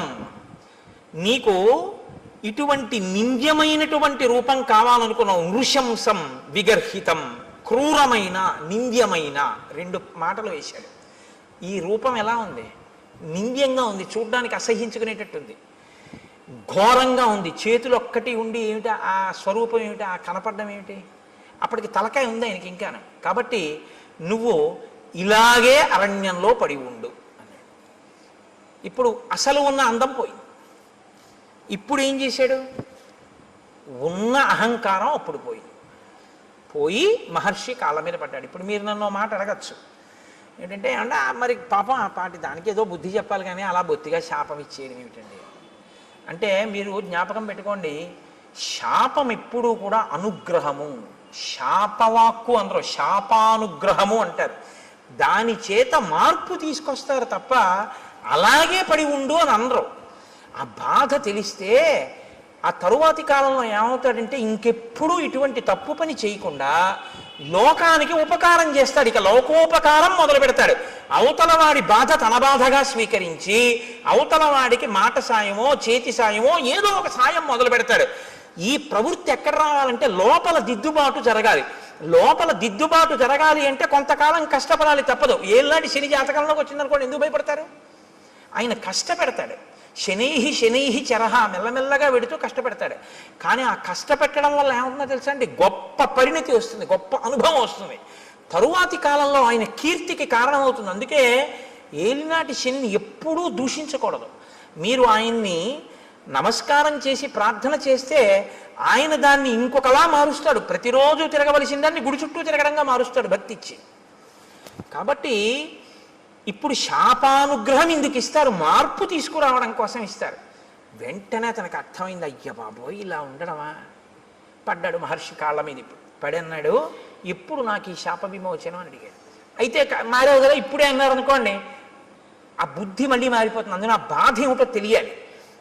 ఆయన అన్నాడు, యదాచిత్వా భుజౌ రామ త్వాం దహే ద్విజనే వనే తదాత్వం ప్రాప్స్యసే రూపం స్వమేవ విపులం శుభం. నీవు అరణ్యంలో పడి ఉండి ప్రాణుల్ని తింటుంటే ఒకానొకప్పుడు రామచంద్రమూర్తి అరణ్యంలోకి వచ్చి నీ భుజములను తెగనరుకుతారు. ఆ తెగనరికి అరణ్యంలో నిన్ను కాల్చేస్తారు. ఎందుకంటే ఆ ప్రాణి అలా ఉండిపోవడానికి వీల్లేదుగా, కాల్చబడాలి. సంస్కారం రాముడి దగ్గర ఉన్న గొప్పతనం అదే. మీతో నేను మనవి చేశా. అంత్యేష్టి సంస్కారం చేస్తాడు ఆయన. ప్రాణిని కాల్చేస్తాడు. అంటే చనిపోయినటువంటి ప్రాణిని అలా వదిలిపెట్టి వెళ్ళిపోడు, దానికి అంత్యేష్టి చేస్తాడు. పొద్దున్నే భోజనం చేస్తూ గోపాలకృష్ణ గారు నేను దాని గురించే కాసేపు ముచ్చటించాం. అలా ఎందుకు చేస్తాడండి రాముడు అని ఆయన ఏదో ప్రశ్న వేస్తే చెప్తున్నాను. ప్రతి ప్రాణికి కూడా దేవతలు ఆవహించి ఉంటారు. పాణి చెయ్యి ఉందనుకోండి ఇంద్రుడు ఉంటాడు, వాక్కు అగ్నిహోత్రం ఉంటుంది, కన్ను సూర్యుడు ఉంటాడు. ఇప్పుడు మీరు విడిచిపెట్టి వెళ్ళిపోయారనుకోండి, విడగొట్టాలి మంత్రం చేత. విడగొట్టేసేసి, అంటే ప్రత్యేకించి మనుష్య శరీరానికైతే, మిగిలిన వాటికైతే ప్రాణ అపాన వ్యాన ఉదాన సమాన నాగ కూర్మ కృకర ధనంజయ దేవదత్తముల్లో ధనంజయం అన్న వాయువు చేసేస్తుంది. మనుష్య ప్రాణికి ఈ దేవతలందరినీ కూడా మంత్రభాగంతో విడతీసేస్తారు. విడతీసి మళ్ళీ ఈ శక్తుల్ని దేవతల్లో కలుపుతారు. కలిపి జడమైపోయి మిగిలిపోయినటువంటి దేహాన్ని అగ్ని యందు దహించేస్తారు. కాబట్టి అది సంస్కారం. అంత్యేష్టి సంస్కారం 16వ సంస్కారం. అన్ని 16 మీద నడుస్తాయి సనాతన ధర్మంలో మనిషి జీవితం. అందుకని షోడశ కళా ప్రపూర్ణుడు చంద్రుడు, షోడశ సంస్కార ప్రపూర్ణుడు మనుష్యుడు. అంటే 16వ సంస్కారంగా అంత్యేష్టి జరగాలి. కాబట్టి రాముడు ఎక్కడెక్కడ ఎటువంటి శరీరాలు కనపడ్డా వాటిని ఆయన దహిస్తాడు. అందుకని నువ్వు రాముడి చేత వధింపబడి దహింపబడితే నీ పూర్వరూపం వస్తుంది. ఇక్కడ మీరు ఒక విషయాన్ని కనిపెట్టాలి. ఎవరికైనా తెలియదేమో కానీ మునులకు మాత్రం తెలిసి రామావతారం వస్తుంది. ఈ దేశంలో త్రికాల వేదులు వాళ్ళు. అందుకే ఈ దేశంలోనే ఒక గొప్ప శాస్త్రం ఉంది, జ్యోతిషము అని. వేద పురుషునికి జ్యోతిషము నేత్రస్థానంలో ఉంటుంది, వేదాంగము అని. అంటే ఇప్పుడు కళ్ళు లేనివాడు ఉన్నాడు అనుకోండి, మీరు గుళ్ళోకి తీసుకొచ్చి విగ్రహం దగ్గరికి తీసుకెళ్ళి ఇదిగో ముట్టుకో, ఇది గణపతి, ఇదిగో ఇలా ముట్టుకో తొండం అన్నారనుకోండి, ఆయన చూసి ఓహో అంటాడు. అదిగో అవే ధ్వజస్తంభకు చిరుగంటలు అన్నారనుకోండి, ఆయన చూడగలరా? అదే శిఖ గోపురం అన్నారనుకోండి, ఆయన చూడలేడు, మీరు గోపురం ఎక్కించలేరు. దూరంగా ఉన్నది చూడడానికి కన్ను పనికి వస్తుంది, కాలంలో వచ్చేదాన్ని లెక్క కట్టడానికి జ్యోతిషం పనికి వస్తుంది. అందుకని వేద పురుషుడికి నేత్రస్థానంలో ఉంటుంది జ్యోతిష శాస్త్రం వేదాంగంగా. కాబట్టి మహర్షులు త్రికాల వేదులు, వాళ్ళకి అన్నీ తెలుసు ఏం జరగబోతోందో. కాబట్టి వాళ్ళు రాబోయే రామావతారాన్ని లెక్కలోకి తీసుకున్నాడు ఆయన. తీసుకుని రామావతారం వచ్చి రాముడు అడవికి వచ్చాక రాముడి చేతిలో నీ చేతులు ఖండింపబడి నీ దేహము దహింపబడితే నీకు మళ్ళీ యథారూపం వస్తుంది. కాబట్టి రామ ఇందుకు నీ సంతోషించాను, నా చేతులు నరికేవాడు వచ్చాడని. ఎవడో నరికాడా? రాముడే నరికాడా? అందుకు అడిగాను. కాబట్టి రామ నేను ఎవరు పూర్వం అంటే శ్రియోమాం మధ్యమం పుత్రం ధనుం నామ్నాచ దానవం ఇంద్రకోపాదిదం రూపం ప్రాప్తమేవం రణాజిరే. నేను శ్రీ అనబడేటటువంటి వాని యొక్క మధ్యమ పుత్రుడైన ధనువు అనబడేటటువంటి పేరున్నవాడిని. నాకు స్థూల శిరస్కుడు అనబడేటటువంటి ఋషి శపిస్తే నేను అక్కడతో ఊరుకోలేదు. ఆ రూపం వచ్చే లోపల నేను బ్రహ్మగారి గురించి ఘోరమైన తపస్సు చేశాను. బ్రహ్మగారు ప్రత్యక్షమై అన్నాడు, దీర్ఘాయుష్మాన్ భవ అన్నాడు. అని ఆయన వెళ్ళిపోయాడు. వెళ్ళిపోయిన తర్వాత నా అహంకారం ఏమైందో తెలుసా? నేను దీర్ఘాయుష్మంతుడిని, నన్ను ఇంద్రుడు ఏం చేస్తాడు? ఇంద్రుడి మీదకి యుద్ధానికి వెళ్ళాను. వెళ్తే ఇంద్రుడు ఏం చేశాడో తెలుసా? ఆయన ఒక చమత్కారమైనటువంటి మనిషి. ఆయన ఏం చేశాడంటే, ఒక్కసారి నా తలకాయని తన వజ్రాయుధం పెట్టి ఓ దెబ్బ కొట్టి ఈ తలకాయని కడుపులోకి దింపేశాడు. నా 2 కాళ్ళని పొట్టలోకి తోసేశాడు. తోసేస్తే తలకాయ లేదు, కాళ్ళు లేవు, మనిషిని మాత్రం బతికున్నాను. పైగా అన్నాడు తోసేసి, పితామహవచ సత్యం తదస్థితి మమాబ్రవీత్. పితామహుడైన బ్రహ్మగారు నీకు దీర్ఘాయుష్ ఇచ్చాడు, చంపేను పడుండన్నాడు. అప్పుడు నేనన్నాను, అయ్య బాబోయ్, పితామహుడు ఇచ్చాడు వరం బాగానే ఉంది, అహంకారంతో నేనేదో సాధించాననుకున్నవి ఇలాగే వస్తాయి తిరిగి. కాబట్టి వినయంతో చేసినవి, భక్తితో చేసినవి ఉద్ధరిస్తాయి, కానీ అహంకృతితో చేసినవి పనికొచ్చేవి కావు, చిట్ట చివరికి వచ్చి ఇలాగే కట్టి కుడుపుతాయి. కాబట్టి నేనన్నాను, నాకు పితామహుడు దీర్ఘాయుష్మంతుడు అన్నాడు నిజమే, కడుపుకి ఆకలోటి ధర్మం కదా ప్రాణికి. ఇప్పుడు నాకు తలకాయ లేదుగా, కాబట్టి నోరు లేదుగా, కానీ కడుపు ఉందిగా, తినాలిగా, వెడదామంటే కాళ్ళు లేవుగా, ఏం తిని బతకను అని అడిగాను. అడిగితే ఆయన ఏం చేశాడో తెలుసా? ఏవముక్తస్తు మే శక్రో బాహు యోజనమాయతౌ ప్రాదాదాస్యంచమే కుక్షౌ తీక్షణ దంస్త్రం అకల్పయత్. నాకు పెద్ద పెద్ద కోరలు పెట్టి, నా గుండెల దగ్గర కన్ను పెట్టి, నాకు యోజనమంత పొడుగైన చేతులు ఇచ్చి, నువ్వు బతకవలసింది దీర్ఘాయుష్మంతుడవై బతికుండడానికే తప్ప అంతకన్నా ఎందుకురా నువ్వు బతికుండి నువ్వేం చేయాలి లోకానికి? అని నీ చేతులతో తడువుకు తింటుండు పడుండు అన్నాడు.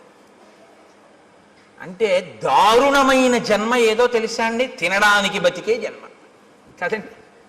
ఇప్పుడు అంతిమంగా తీర్పు ఎక్కడికి వచ్చింది? ఆయన దీర్ఘాయుష్మంతుడు దేనికి? తింటాడు, బతుకుతాడు. ఎందుకు బతుకుతాడు? తినడానికి బతుకుతాడు, అంతే. ఎక్కడికి వెళ్ళడం, ఏమీ చెయ్యడు, ఈశ్వరుడి గురించి ఏమీ తెలుసుకోక్కర్లేదు, ఓపిక ఉన్నా ఏమీ చేయక్కర్లేదు. ఓపిక ఉన్న రోజుల్లో భోగాలకి, పెద్దవాడైపోయిన తర్వాత ఉన్న ఓపిక ఎక్కడ పోతుందో అని ఈశ్వరుడి దగ్గరికి వెళ్ళడం. మీరు లోకం పోకడ ఎలా ఉంటుందో తెలుసా అండి? ఇప్పుడు ఎందుకండి అంటాడు. ఏమండి రామాయణానికి వెళ్ళొద్దాం ఏంటి అన్నాడు అనుకోండి ఎవడైనా. ఏంటండి ఇప్పటి నుంచి రామాయణం అవన్నీ, మరి ఎప్పుడండి అని మీరు అడిగారు అనుకోండి, రిటైర్ అయిపోయాక. రిటైర్ అయిపోయిన తర్వాత కూడా నువ్వు ఉంటావని ఎవరైనా రాసిచ్చారా నీకు బాండ్ పేపరు? దంతంబుల్ పడనప్పుడే తనువుయందు ఆరూఢియున్నప్పుడే కాంతాసంఘము రోజనప్పుడే జరాక్రాంతంబు కానప్పుడే వింతల్మేన చరించునప్పుడే కురుల్ వెల్వెల్ల కానప్పుడే చింతింపన్వలమీ పదంబుజములను శ్రీకాళహస్తీశ్వర. ఇంకా నువ్వేం చేస్తావు? 60 ఏళ్ళు వచ్చేసి రిటైర్ అయిపోయిన తర్వాత అప్పుడు పూజపీఠ మీదకి వెళ్ళి కూర్చుని ఆ చెమ్యా అంటే నీకు తెలియదు. ఓ గుళ్ళోకి వెళ్ళి మంత్రపుష్పానికి ముందు నీళ్ళు వస్తే తీర్థం కింద గుచ్చేసుకుంటూ ఉంటాడు లోపలికి. ఎందుకంటే మంత్రపుష్పం ముందు చేయగడుక్కోమని వేశారు చేతిలో, ఆయనకి తెలియదు. అప్పుడు మళ్ళీ అర్చక స్వామి అయ్యో అయ్యో తాగేకండి అయ్యాలాగా తీర్థం గారు చేయగడుక్కోండి అంటే అప్పుడు ఆ చేతి నీళ్లు తీసుకెళ్ళి ఆయన పళ్ళల్లోనే కడిగేస్తాడు. అంటే అదో వాష్ బేసిన్ అనుకుంటాడు. అమ్మ బాబు నా అదృష్టం రా, ఇలాంటి భక్తుడు వచ్చాడు ఇవ్వాలని ఆయన అనుకోవాలి. లేరని మీరు అనుకుంటున్నారా? ఎక్కడిది ఈ అజ్ఞానం? ఓపికండగా ఆర్జించడానికి తినడానికి తప్ప ఈశ్వరుడు గురించి తెలుసుకోవడానికి పనికి రాలేదు. ఒక్కొక్కడి జీవితం అసలు అలాగే తెల్లారిపోయింది. అసలు ఎప్పుడు దేనికి అంటే తినడం. తింటుంటాడు, అది తింటుందో రోజున. చెప్పానుగా, అన్నం అంటే తినున్నది, మన చేత తినబడున్నది, మనని తినున్నది, 2 అర్థాలు. కాబట్టి అది తినేస్తుందో రోజు అయిపోయింది అంతే. కాబట్టి నీకు దీర్ఘాయుష్యే కదరా కావాలి, దానికి ఓ నోరు చాలు, ఆహారాన్ని చూసుకోవడానికి ఓ కన్ను చాలు, వెతుక్కు లాక్కోవడానికి ఓ 2 చేతులు చాలు. నువ్వు ఎక్కడికి వెళ్ళాలి? ఓ గుడికి వెళ్ళాలా, గోపురానికి వెళ్ళాలా? ఉంటే భయపెడతావు ఎక్కడికన్నా వెడితే. ఎందుకు నాన్న అలా పడుండు, దీర్ఘాయుష్మంతుడు అయి ఉండు. ఇప్పుడు తెలిసింది బాధ ఏమిటో. ఎందుకు చేశానా తపస్సు, ఎందుకు వెళ్ళానా ఇంద్రుడి మీదకి, ఎందుకు కనపడ్డానా ఋషికలాగా అని ఏడుస్తూ ఇన్ని వేల సంవత్సరాల నుంచి ఇక్కడ పడున్నా. అలా వస్తే తడువుకోను తిన్నాం. ఎప్పుడు నరికేస్తాడా ఈ చేతులను చూస్తూ కూర్చున్నాను రామా. ఇప్పుడు నువ్వు ఈ చేతులు నరికి ఈ ఒళ్ళు కాల్చేయి. ఎంత తొందరపడిపోయాడో తెలుసా అండి? సూర్యాస్తమయం అయిపోతోంది, అలిసిపోయిన రథాలతో వెళ్ళిపోతున్నాడు సూర్యుడు. సూర్యాస్తమయం అయితే కాల్చవు నువ్వు, ధర్మం. రామచంద్రమూర్తి చెయ్యడు అంచేసి సూర్యాస్తమయం అయితే. కాబట్టి అవ్వకుండా తొందరగా నన్ను ఒక గొయ్యి తీయించి అందులో పడేసి భూమి మీద పడుకోబెట్టి అంటించడానికి ఏం కుదరదు, అంత పెద్ద రాక్షసాకారం అది. ఇప్పుడు గోతిలో పారేసి దాని నిండా కట్టెలు పారేసి అగ్నిహోత్రం వెలిగించేస్తే నేనేం తొందరగా కాలుతాను అనుకుంటున్నావా? కదలిక లేదు కదండి, ఫ్యాట్ ఎలా డైల్యూట్ అవుతుంది? కాబట్టి ఒళ్ళంతా నీతి ముద్దలా కొవ్వు పట్టేసింది. ఇప్పుడు కొవ్వు పట్టాన కాలదు, అది అలా కాలుతూనే ఉంటుంది. అందుకే కొవ్వొత్తి తొందరగా కాలిపోతుందండి. దీపారాధనలో ఒత్తి కాలిపోయినట్టు కాలదు, అలా కొవ్వు కరుగుతూ దీపం అలా కిందకు వస్తూ ఉంటుంది. ఆ కొవ్వు అంతా కాలాలి. కాబట్టి రామ చాలాసేపు పడుతుంది నా ఒళ్ళు కాలిపోవడానికి. అందుకని తొందరగా ఓ గొయ్యి తవ్వించి తోసేసి కాల్చేయి. నాకు ఇప్పుడు ఈ శరీరంతో ఉంటే స్మృతి ఉండదు. నా అసలు శరీరం నాకు వచ్చేస్తే నాకు దివ్య స్మృతి కలుగుతుంది, ఎక్కడ ఏం జరిగిందో తెలుసుకోగలను. అప్పుడు నీ భార్యను ఎవరు అపహరించారో నేను చెప్తాను, నీకు నేను ఆ సాయం చేస్తాను. ఇత పూర్వం ఎప్పుడైనా అన్నాడండి ఇలాంటి మాటలు? ఎవడన్నా మంచిగా ఉంటే వాడిని బాధ పెట్టాడు. ఇప్పుడు అవతల వాడి బాధలో ఆ శరీరం వస్తే వెంటనే నీకు మాట సాయం చేస్తానంటున్నాడు. ఈ మార్పు కోసం శాపానుగ్రహం ఇస్తాడు. మీరు బాగా పట్టుకుంటే ఋషులు ఏదో తపస్సు ఉంది కదా అని శాపవాక్కు విడిచిపెట్టరు, వాళ్ళ తపస్సు పోతుంది. పోన్లేరా ఒకరిని మార్చాను, ఇప్పుడు ఆయన పనికొచ్చాడు. అందుకని ఇప్పుడు ఏమయ్యాడు? కబంధ మహాత్మనః. ఈ కబంధుడు మహాత్ముడు అన్నారు వాల్మీకి మహర్షి. ఎందుకంటే మార్పు ఎక్కడొచ్చిందో వాడు చాలా గొప్పవాడు. ఈ మార్పు రాకపోతే వాడు లోకకంటకుడై కూర్చుంటాడు. కాబట్టి రామ, నువ్వు చేచ్యతే సమరే బాహు తదా స్వర్గం గమిష్యసి. ఇంద్రుడు కూడా ఏమన్నాడంటే, నీ 2 బాహువులు రాముడు ఎప్పుడు తరిగేస్తే అప్పుడు మళ్ళీ స్వర్గానికి వెళ్తూగానే అలా పడుండి అన్నాడు. అందుకని తొందరగా నాకు అంత్యేష్టి సంస్కారం చేసేసి. సరే, లక్ష్మణుణ్ణి పిలిచాడు, గుణపం ఇచ్చాడు, గొయ్యి తవ్వించాడు, శరీరాన్ని తోసేశాడు. ఏనుగులు విరిచినటువంటి కొమ్మలు ఎండిపోతే ఏర్పడిన ఎండుకర్రలు. మహర్షి, అమ్మో వాల్మీకి రామాయణం అండి, ఎంత జాగ్రత్తగా రచన చేస్తారో తెలుసా? అంత పెద్ద శరీరాన్ని అంత పెద్ద గోతిలో వేస్తే అంత పెద్ద శరీరం కాల్చడానికి ఎన్ని కట్టెలు కావాలి, ఎక్కడి నుంచి ఏరి పట్టుకొచ్చారు సూర్యాస్తమయం లోపల అని మీరు నేను అంటామేమో. అక్కర్లేని ఇలాంటివి తీయడం మనంత గొప్పవాళ్ళు ఉండరు. కాబట్టి ఏనుగుల గుంపులు తిరుగుతాయి అక్కడ. వాటి పని ఏమిటంటే వాటికి తొండం ఖాళీగా ఉండదు, కొమ్మలు విరిచేస్తుంటాయి. ఆ విరిచేసినటువంటి కొమ్మలు కింద పడిపోయి ఎండిపోయాయి. కాబట్టి ఇప్పుడు ఆ పెద్ద పెద్ద కొమ్మలన్నీ తీసుకొచ్చి రామచంద్రమూర్తి ఆ గోతులో పడేశారు, లక్ష్మణమూర్తి ఆ గోతులో పారేశారు. పారేసి ఇప్పుడు కబంధుణ్ణి కాల్చేస్తున్నారు. ఈ కబంధుడి దగ్గరే ఈ కబంధుడు కాలిపోతే సీతమ్మ తల్లిని పట్టుకోవడానికి, సీతమ్మ తల్లిని అన్వేషించడానికి పెద్ద శుభవార్త దొరుకుతుంది. హనుమ ప్రవేశించడానికి ఇంకా కథకి రంగం సిద్ధం అవుతోంది. ఇక్కడి నుంచి కిష్కింధకాండకి పునాది పడుతోంది. ఇక్కడి నుంచి హనుమత్ ప్రవేశం ప్రారంభం అవుతోందనమాట.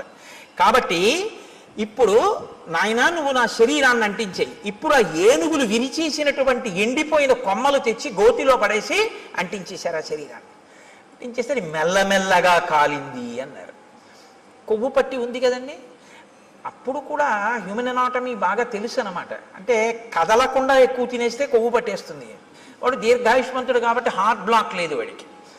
కాబట్టి ఆయనలోంచి ఇప్పుడు ఒక దివ్యమైనటువంటి స్వరూపం ఒకటి బయటికి వచ్చింది. తతశ్చితాయా వేగేన భాస్వరో విమలాంబర ఉత్పపాతాశు సంహృష్ట సర్వ ప్రత్యంగభూషణ విమానే భాస్వరే తిష్టన్ హంసయుక్తే యశస్కరే ప్రభయాచ మహాతేజ దిశో దశ విరాజయన్.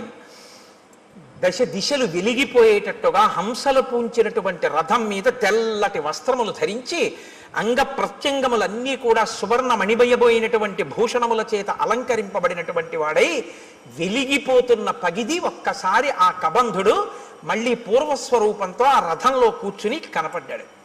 కనపడి ఒక్క క్షణం ఇలా కళ్ళు మూసుకుని ఆలోచించాడు. ఆలోచించి అన్నాడు, రామ, నేను ఆలోచించగా మీకు కలిగినటువంటి కష్టానికి ఒక విషయం అర్థమవుతోంది.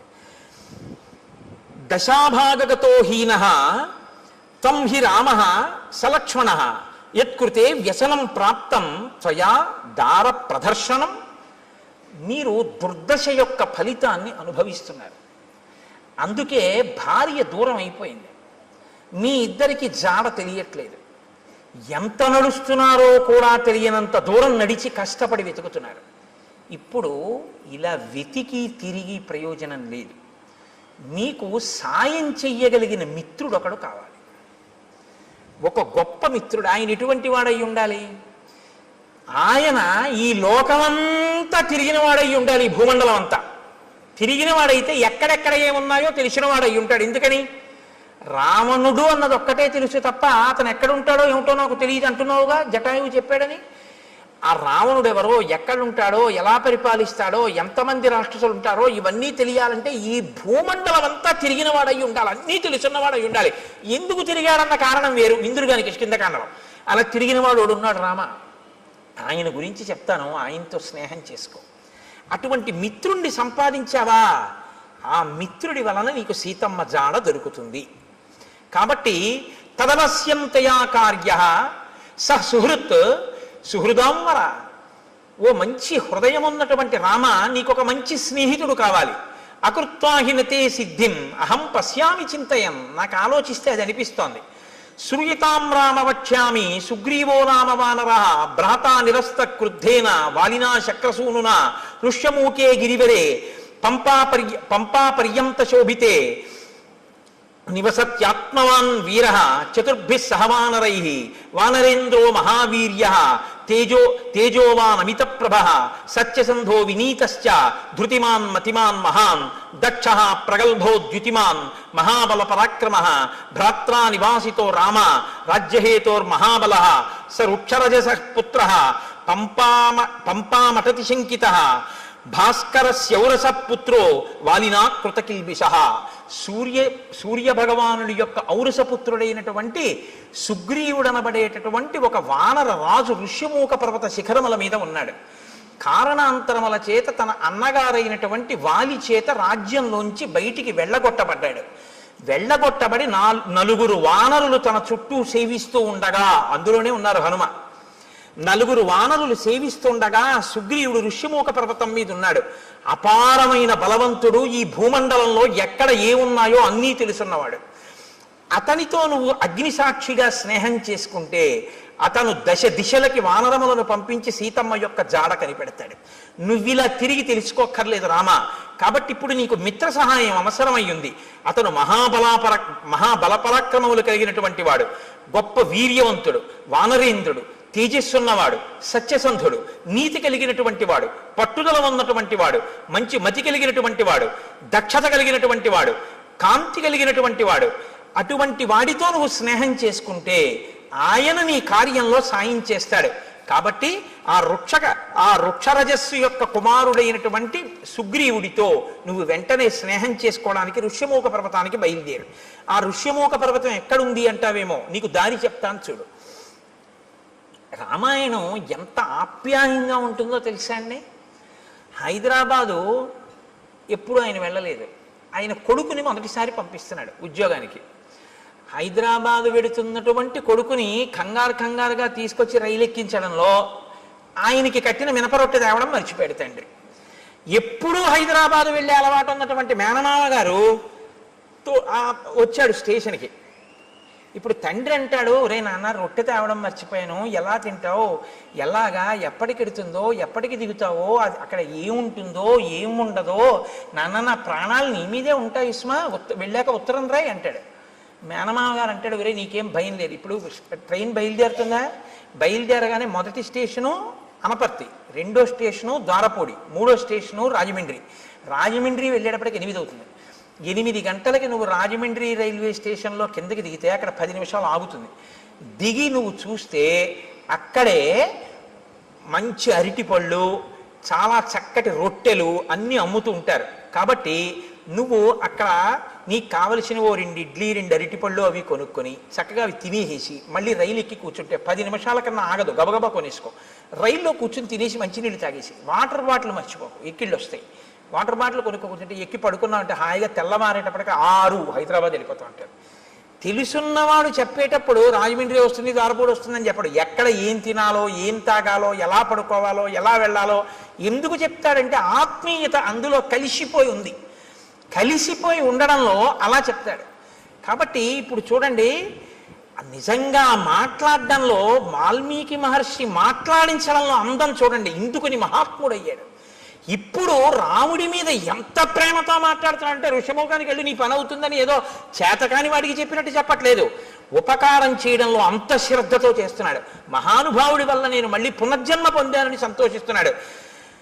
నాయన రామ, నువ్వు లక్ష్మణ సహితుడవై పశ్చిమ దిశగా ఇదే మార్గంలో వెడితే బోలెడన్ని చెట్లు కనపడతాయి. నేరేడు, మోరటి, పనస, జువ్వి, మర్రి, తుమ్మిక, రావి, కొండగోగు, మామిడి, చండ్ర, పొన్న, ఎర్రగోరుంట, కానుగ, నల్లవి, అశోక వృక్షాలు, కడిమి చెట్లు, గన్నేరు చెట్లు, నల్లజీడి చెట్లు, అశోక వృక్షాలు, ఎర్రచందన చెట్లు, దేవదారు వృక్షాలు అన్నీ కనపడతాయి. ఎందుకు ఇవన్నీ? ఆప్యాయత కలిగిన మేనమామ చెప్పినట్టు చెప్పడం. వీటికి మంచి మంచి పళ్ళు ఉంటాయి. లక్ష్మణుడు ఎక్కి కోసి నీకు తెచ్చి పెట్టచ్చు, లేదా కొమ్మలు ఉంచినా కూడా అందుతాయి. అంటే కింద కొమ్మలకు కూడా అన్ని పళ్ళుంటే ఆ పళ్ళు ఎవరు కొయ్యరు. ఎంత వివరంగా మాట్లాడతాడో చూడండి. అక్కడే ఉంటుంది క్యాంటీన్. ఒకవేళ క్యాంటీన్ ఏ కారణం చేతనైనా మూసేసి ఉంటే నువ్వు కంగారు పడకవు, ఇటువైపు కట్టేస్తారు. కానీ అదే టైంలో టిఫిన్ ఎక్కువ తినేవాళ్ళు అవతల ప్లాట్ఫామ్ మీదకి వస్తారు, ఇటు చెక్కలతో క్లోజ్ చేసి అటువైపు అమ్ముతుంటాడు, అటువైపు వెళ్ళు అని చెప్తాడు. చూసారా మా మేనమామ అలా చెప్తాడు చెప్పేటప్పుడు. మీరు ఆ శ్లోకాలలో అవతలాడి ఆప్యాయత చూడాలి ఆ చెప్పడంలో. ఎంత గొప్ప రచనండి మహర్షిది. కాబట్టి లక్ష్మణుడు కొమ్మలు ఉంచి పళ్ళు కొయ్యొచ్చు, తేనె పట్ల నుంచి తేనె కారుతుంటుంది. రామ అవి మీరు తినచ్చు. అది దాటి మీరు వెడితే అక్కడ మీకు ఒక చిక్కటి వనం కనపడుతుంది. అంటే చిక్కటి వనం, చక్కటి వనం, బాగా చెట్లు దగ్గరగా ఉంటాయి. అవన్నీ పూలతో పళ్ళతో నిండిపోయి ఉంటాయి. సర్వకామ ఫలాహ వృక్షాః పాదపాస్తు మధుశ్రమాః సర్వే చ ఋతవస్తత్ర వనే చైత్రరథే యథ. చైత్రరథం అంటే ఎప్పుడు అన్ని ఋతువులు ఉంటేదాన్ని చైత్రరథం అంటారు. అన్ని ఋతువులు ఉన్నట్టే అక్కడ ఎప్పుడు పళ్ళతో, తేనె పట్లతో, పువ్వులతో ఆ చెట్లన్నీ శోభాయమానంగా ఉంటాయి. అక్కడ చక్కగా మీరు తేనె తాగచ్చు, పళ్ళు తినచ్చు. అది దాటి వెళ్ళిన తరువాత మీరు పంపా సరోవర తీరానికి వెడతారు. రామ పంపా సరోవర తీరంలో ఒడ్డున ఎక్కడా కూడా అసలు గులకరాళ్ళు ఉండవు. సాధారణంగా నది ఒడ్డున అన్ని చోట్ల గులకరాళ్ళు ఉంటాయి. గులకరాళ్ళు ఉంటే ఏమిటి అని మీరు అడగచ్చు. రాముడు పాదుకలు లేకుండా నడుస్తున్నాడు, గులకరాళ్ళు ఉంటే గుచ్చుకుంటాయి కాళ్ళలో. కాబట్టి రామ పంపానది తీరంలో గులకరాళ్ళు ఉండవు. అంటే ఆయన కాళ్ళకి గుచ్చుకునేవి లేవు. ఎంత ప్రేమ చూడండి నా చెప్పడంలో. పంపానది తీరంలో గులకరాళ్ళు ఉండవు. ఆ నీళ్లు చల్లగా ఆ అందులో పుట్టినటువంటి పద్మముల యొక్క కింజిల్కముల నుండి రాలినటువంటి పుప్పుడితో సుగంధభరితములై తీయగా చల్లగా ఉంటాయి. ఎప్పుడు స్నానం చేద్దామా, ఎప్పుడు తాగుదామా అనిపిస్తుంది. రామ అక్కడ నాచు ఉండదు. కాబట్టి నువ్వు జాగ్రత్తగా పంచె పైకి తీసి కాలు జారుతుందేమో అని చూసుకుని వెయ్యక్కర్లేదు. ఆ కింద ఉన్నటువంటి ఇసుక నీకు కనపడుతుంది. ఆ నీరు వెండి పళ్ళెంలా ఉంటుంది, అంత స్వచ్ఛంగా ఉంటుంది. మహానందిలో ఉంటుంది సరోవరం, అలా ఉంటాయి నీళ్లు. రామ నీకు ఇంకొక విషయం చెప్తున్నాను. అక్కడ అనేకమైన పక్షులు ఆ ఒడ్డును తిరుగుతుంటాయి. వాటికి ఏం భయం ఉండదు. అవి చాలా స్వేచ్ఛగా తిరుగుతుంటాయి. అవి ఎంత రుచిగా ఉంటాయో తెలుసా రామ? ఘృతపిండోపమాన్ స్థూలాంతాన్ ద్విజాన్ భక్షయిష్యథ రోహితాన్ వక్రతుండాశ్చ నడమీనాంశ్చ రాఘవ. రామ పెద్ద పెద్ద చేపలు, ముళ్ళున్నవి, రెక్కలున్నవి ఆ నదిలో తిరుగుతుంటాయి పంపా సరోవరంలో. నీతి ముద్ద ఎలా ఉంటుందో అంత కమ్మగా ఉంటాయి అక్కడ ఉన్న పక్షులు. మాంసాహారం ఉన్న వాళ్ళు ఎవరైనా ఉంటే నోరూరే ప్రయత్నంలో ఉండకండి. కాబట్టి అంత కమ్మటి రుచి కలిగినటువంటి పక్షులు ఉంటాయి. కాబట్టి పాంసాయాం యుషుభి మచ్చాన్ తత్ర రామ వరాన్ హతాన్ నిస్త్వక్ పక్షాన్ అయస్తప్తాన్ అకృషా నీకకంటకాన్. ఎంత వివరంగా చెప్తాడంటే ఆ నదిలో కొన్ని పక్షులు ఆ నదిలో తిరుగుతుంటాయి. గండు మీనులు, సొర్ర మీనులు, రొయ్యలు, చేపలు అన్నీ ఆడుకుంటూ ఉంటాయి. లక్ష్మణుడు బాణంతో గుచ్చి వాటిని పైకి తీస్తాడు. తీసి అగ్నిహోత్రం మీద ఆ బాణంతో ఇలా తిప్పితే ఎర్రగా కాల్తాయి. నువ్వు అక్కడ ఒడ్డున కూర్చోరామా, కూర్చుంటే ఒక్కొక్క చేపని కాల్చి పట్టుకొస్తాడు. ఆ పక్షిని కొట్టి కాల్చి పచనం చేసి ఆ నీతి ముద్దలా ఉన్న పక్షి మాంసం తీసుకొచ్చి పెడతాడు. చక్కగా నువ్వు ఆ ఒడ్డున కూర్చొని కమ్మగా తిన్న తర్వాత దాహం వేస్తుంది. ఎందుకంటే నీతి ముద్దలా కదా ఉంటాయి. దాహం వేస్తే లక్ష్మణుడు ఏం చేస్తాడో తెలుసా? భృశం తేఖాలతో మధ్యాన్ పంపాయాహ పుష్ప సంచయే పద్మగంధి శివం వారి సుఖశీత మనామయం ఉధృత్య సతతాక్లిష్టం రౌప్య స్ఫాటిక సన్నిభం అసౌ పుష్కరవర్ణేన లక్ష్మణ పాయిష్యతి. తామరాకులు ఉంటాయి రామ, ఆ తామరాకులు దొప్పగా చేసి పంపా సరోవరంలోకి ఎడతాడు లక్ష్మణుడు. ఆ నీళ్ళు ఎలా ఉంటాయో తెలుసా? వెండి రేకు బోర్లించినట్టు ఉంటాయి, తెల్లగా. అడుగునున్నటువంటి ఇసుక కనపడుతుంటుంది. దాంట్లో బోలెడన్ని పద్మాలు ఉంటాయి. పద్మాలకి కింజిల్కాలు ఉంటాయి. వాటిలోంచి ఆ పుప్పుడంతా నీటి మీద పడుతుంది. అందుకని మంచి ఏదో అన్ని రకాల పదార్థాలతోటి శివాభిషేకం చేస్తే వచ్చిన తీర్థం అన్ని రుచులు కలిసి మంచి సుగంధ ద్రవ్యాలతో సువాసనతో ఎలా ఉంటుందో అలా ఉంటాయి ఆ నీళ్లు. ఆ నీళ్లు తామరాకు దొప్పతో తెచ్చి నీకు ఇస్తాడు. నువ్వు చక్కగా ఏం చేస్తావంటే తామరాకు దొప్పతో చల్లటి నీళ్లు తాగు. సాయంకాలం వేళలో నువ్వు ఆ పంపా సరోవర ప్రాంతంలో తిరుగుతుంటే జింకలు, లేళ్లు తిరుగుతుంటాయి. చెట్లన్నీ పువ్వులు ఇట్టుకున్నాయా అన్నట్టుగా పువ్వులతో శోభిస్తుంటాయి. నీకు సీతమ్మ కనపడలేదు అన్న బెంగ నీకు తీరుతుంది. రామ, అక్కడ పుష్పమాలలు కొన్ని పడి ఉంటాయి. ఆ పుష్పమాలలు ఎన్ని సంవత్సరములైన వాడవు. ఎందుకో తెలుసా? నతాని కశ్చిన్ మాల్యాని తత్రారోపయితా నరః నచ వై మ్లానతాంయాంతి నచ సీర్యంతి రాఘవ. మతంగ మహర్షి యొక్క శిష్యులు గురువుగారికి సేవ చేయడం కోసమని అక్కడికి వచ్చి దర్భలవి సేకరిస్తున్నప్పుడు వాళ్ళ శరీరానికి కలిగినటువంటి శ్రమ వలన పుట్టినటువంటి స్వేద బిందువులు నేల మీద పడి పువ్వులై దండలయ్యాయి. ఆ దండలు ఎవరూ తీసి ధరించరు. వాళ్ళ ఆ శిష్యుల యొక్క చెమట పువ్వులైంది కాబట్టి ఆ పువ్వులు సూర్యరశ్మికి వాడవు, గాలికి ఒడిలిపోవు. అవి ఎన్ని సంవత్సరములైనా అలాగే ఉంటుంటాయి. ఆ మాలలు ఎవరు ధరించరు. నువ్వు అక్కడ మతంగ మహర్షి యొక్క ఆశ్రమం కనపడుతుంది. చాలా లోపలికి వెళ్ళడం చాలా కష్టం. గొన్నేనుగులు దాని చుట్టూ తిరుగుతూ ఉంటాయి. రామ, అక్కడే శబరి ఉంది ఇప్పుడు ఆ ఆశ్రమంలో. తేషాం గతానాం ఆద్యాపి దృశ్యతే పరిచారిణి శ్రమణీ శబరీనామ కాకుత్స చిరంజీవిని త్వాంతు ధర్మే స్థితా నిత్యం సర్వభూత నమస్కృతం దృష్ట్వా దేవోపమం రామ స్వర్గలోకం గమిష్యతి. నువ్వొక్కసారి ఆ ఆశ్రమంలోకి వెళ్ళి శబరిని చూస్తే శబరి నిన్ను చూసిన తరువాత స్వర్గలోకానికి వెళ్ళిపోతుంది. నీకోసమే ఎదురు చూస్తోంది. రామ, అక్కడ నుంచి కొంచెం ముందుకు వెడితే ఎప్పుడు ఏనుగులు తిరుగుతూ ఉంటాయి. ఆ ఏనుగులు తిరుగుతున్నటువంటి ప్రాంతానికి లోపలే మతంగ మహర్షి చేత నిర్మింపబడిన మతంగవనము అని ప్రసిద్ధికెక్కినటువంటి ఆశ్రమం ఉంది. అక్కడే పంపా సరోవరానికి తూర్పున ఋష్యమూకము అనేటటువంటి ఒక పెద్ద పర్వతం ఉంది. ఆ పర్వతం యొక్క గొప్పతనం ఏమిటో తెలుసా రామ? ఋష్యమూకస్య పంపాయా పురస్తాత్ పుష్పిత ద్రుమః సుదుఃఖారోహణో నామ శిశునాగాభిరక్షిత ఉదారో బ్రహ్మణా చైవ పూర్వకాలే వినిర్మిత శయాన పురుషో రామ తస్య శైలస్య మూర్ధని యత్ స్వప్నే లభతే విత్తం తత్ ప్రబుద్ధోదిగచ్చతి నత్వేనం విషమాచారః పాపకర్మాధిరోహతి యస్తుతం విషమాచారః పాపకర్మాధిరోహతి తత్రైవ ప్రహరంత్యేనం సుప్త ఆదాయ రాక్షసాః తత్రాపి శిశునాగానాం ఆక్రంధ శ్రూయతే మహాన్ క్రీడతాం రామ పంపాయాం మతంగారణ్యవాసినాం. ఆ ఋష్యమూక పర్వత శిఖరములున్నాయే, ఆ శిఖరము పైకి ఎక్కడం చాలా చాలా కష్టం రామ. అందుకే ఆ శిఖరానికి పేరు ఏమని పిలుస్తారో తెలుసా? దాన్ని సుదుఃఖారోహణ శిఖరము అని పిలుస్తారు. ఎక్కడం చాలా కష్టం కాబట్టి ఆ శిఖరం మీదకి ఎవరూ ఎక్కలేరు.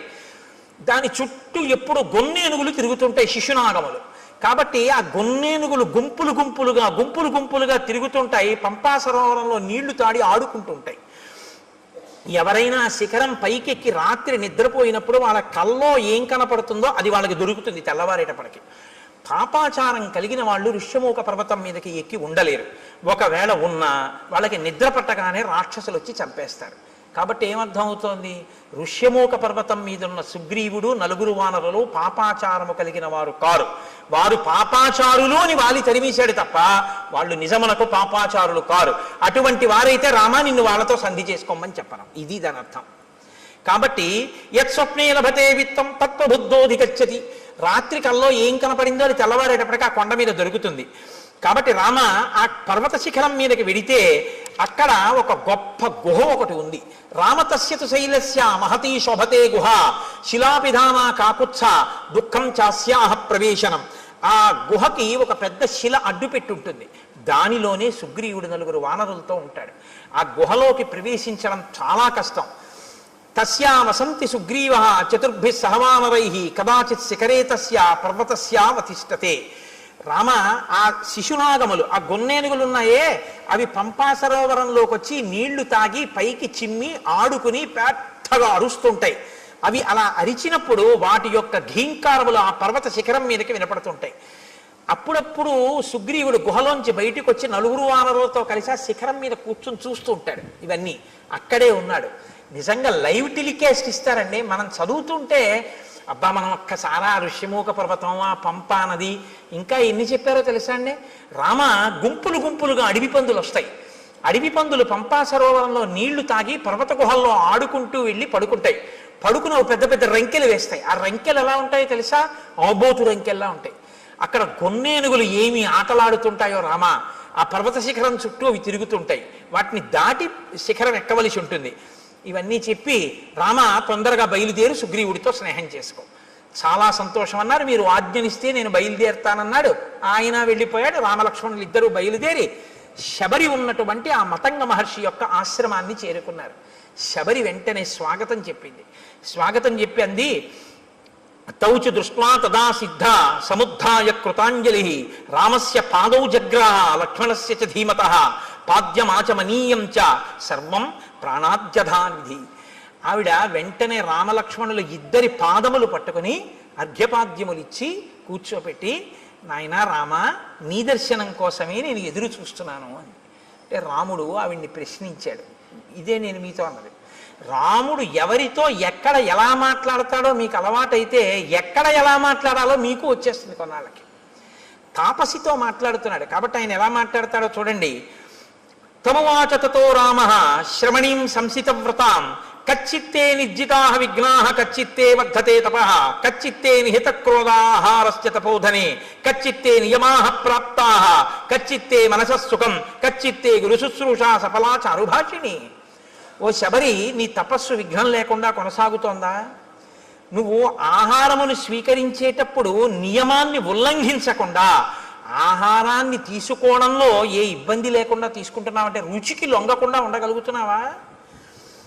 కచ్చిత్తే వర్ధతే తపః, తపస్సు రోజు రోజుకి పెంచుకోగలుగుతున్నావా?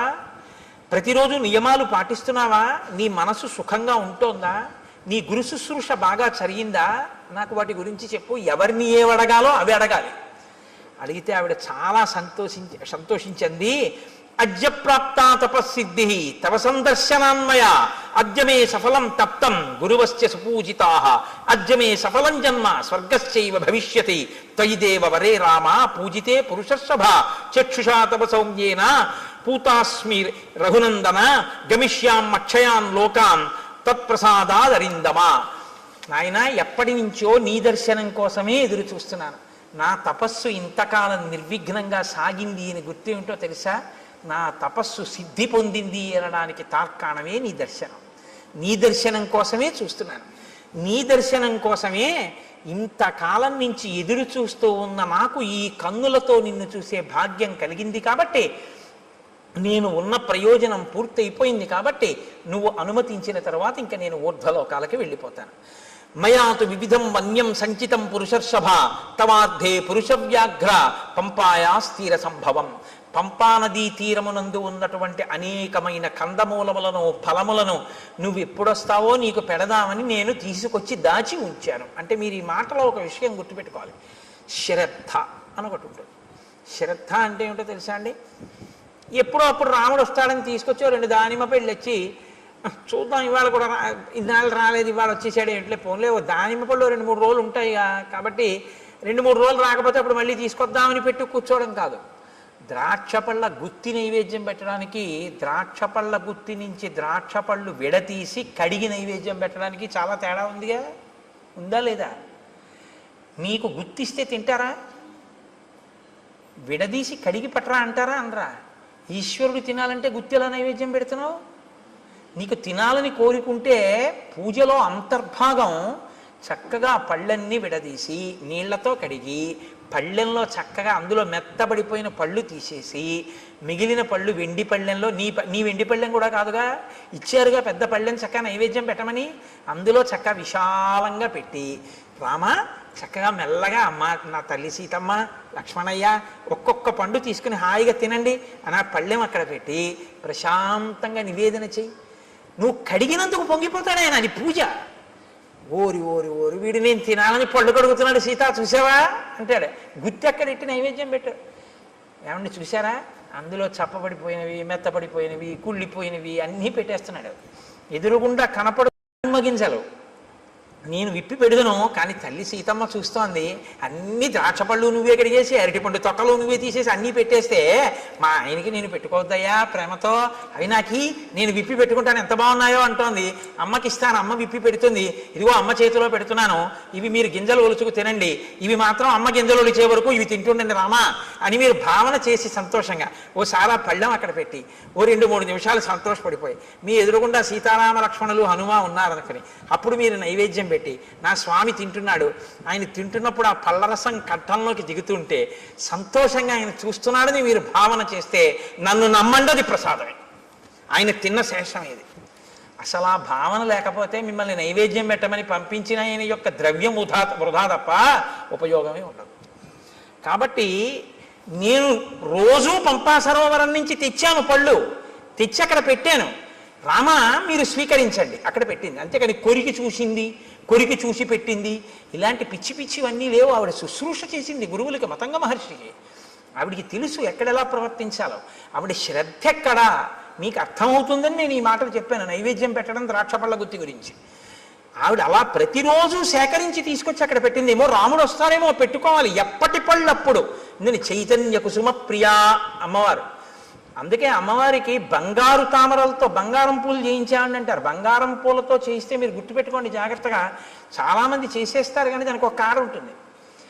రెండో రోజు ఎవరో ఏం చేస్తాడు, ఇలా తీస్తాడు ఆ పూలు, అది గీసుకుని అమ్మవారి పాదానికి ఎర్రగా ఉన్న నా తల్లి పాదం మీద గీత పడి చిన్ని నెత్తుటి చుక్క పైకి చిందింది అనుకోండి, మీరు 1,000,000 జన్మలెత్తినా మీ పాపం పోదు. ఎవడు చేయమన్నాడు ఆ పూలు? ఓ గడ్డి పువ్వు తెచ్చి అక్కడ పెట్టు చాలు. అందుకే ఆవిడ చెప్పింది చైతన్య కుసుమ ప్రియా, నేను చైతన్యం ఉన్న పువ్వుల్ని ఇష్టపడతాను అని చెప్పింది ఆవిడ. ఈ బంగారం పూలు వెండి పూలు తెచ్చేమని ఎవడు చెప్పలేదు, ఎవడో వెర్రెక్కినవాడు మొదలెట్టాడు ఇవన్నీ. కాబట్టి అలాంటి పిచ్చి పనులు అనవసరం. చైతన్య కుసుమాలు ప్రకృతిలో వచ్చాయి, వాటితో చేస్తే చాలు. అందుకే ఏ ఋతు పుష్పములను ఆ ఋతువునందు పూజ చేస్తే ఈశ్వరుడు ప్రీతి చెందుతాడు. అసాధారణమైనవి తెచ్చే ప్రయత్నం చేయకూడదు. అక్కడ నీకు లభ్యమయ్యే వాటితో చేస్తేనే ఈశ్వరుడు సంతోషిస్తాడు ఎప్పుడు. శ్రద్ధ. కాబట్టి శబరి వాటినన్నింటినీ అక్కడ పెట్టింది. ఇహతే భావితాత్మానో గురవే మే మహావనే జుహావాంచక్రియే తీర్థం మంత్రవన్ మంత్రపూజితం. నాయన ఇదిగో మా గురువు గారి యొక్క గొప్పతనం ఏమిటో చూపిస్తాను రా, ఆశ్రమం చూపిస్తానని తీసుకెళ్ళి గురవోమే మహావనే, మా గురువు గారు ఈ అరణ్యంలోనే తిరిగారు, ఈ ఆశ్రమంలో. ఆయన ఒకానొకప్పుడు తన మంత్రశక్తితో గంగా నదిని ఆవాహన చేశారు. ఇదిగో ఇక్కడ ఆ తీర్థం ఇప్పటికీ ప్రవహిస్తోంది ఆశ్రమంలో, చూడు. ఇయం ప్రత్యక్షస్థలీవేది ఎత్ర తేమే మనస్కృతాః పుష్పోపహారం కుర్వంతి శ్రమదుద్వేషిభిః కరైః. చాలా బడలిపోయినటువంటి నీరసంతో ఉన్న శరీరంతో ఉపవాసములు చేసి చేసి ఉన్నటువంటి శరీరం కాబట్టి భగవంతుని యందు ధ్యానంలో ఒళ్ళు మరిచిపోయిన వారు కనుక లేచి పుష్పమాల ఇలా వణికిపోతున్న చేత్తో స్వామికి సమర్పించారు. ఇక్కడే ఆయన అగ్నికార్యం చేశారు. వాళ్ళు వెళ్ళిపోయి చాలా కాలమైంది. నువ్వు చిత్రకూట పర్వతం మీద ఉన్నప్పుడు వాళ్ళు దివ్య విమానాలు ఎక్కి వెళ్ళిపోయారు. రామ, ఇప్పటికీ వేదులు ఎలా ప్రకాశిస్తుంటాయో చూడు, దిశలన్నీ ప్రకాశిస్తాయి ఈ వేదుల వల్ల. వాళ్ళు చేసినటువంటి అగ్నికార్యం ఇప్పటికీ అంత తేజస్సుతో ఉంది. తేషాం తప ప్రభావేన పశ్యాద్యాపి రఘుత్వః ద్యోతయంతి దిశ సర్వాః శ్రియా వేద్యోతుల ప్రభా అశక్నువద్భిస్తైర్గంతుం ఉపవాస శ్రమాలసైః చింతితేభ్యగతాన్ పశ్య సహితాన్ సప్తసాగరాన్. చింతితేభ్యాగతాన్ పశ్య, ఎంత గొప్ప మాట అండి. ఆయనట అక్కడ కూర్చుని తపస్సు చేసి చేసి చేసి చేసి హోమం చేసి చేసి చేసి చేసి సాయంకాలం సంధ్యావందనం వేళవుతోంది, లేచి వెళ్ళాలి అనుకున్నారట. కానీ అశక్నువద్భిస్తైర్గంతుం, లేచి వెళ్ళడానికి ఓపిక లేదు, ఇంకా నీరసంగా ఉంది శరీరం. ఎలా అనుకుని సప్త సాగరములారా ఇలా రండి స్నానం చేస్తానన్నారట. 7 సముద్రాలు వచ్చి ఇక్కడ ప్రవహించాయి. నా గురువు గారు ఇందులో స్నానం చేశారు రామా, చూడండి ఆవిడ.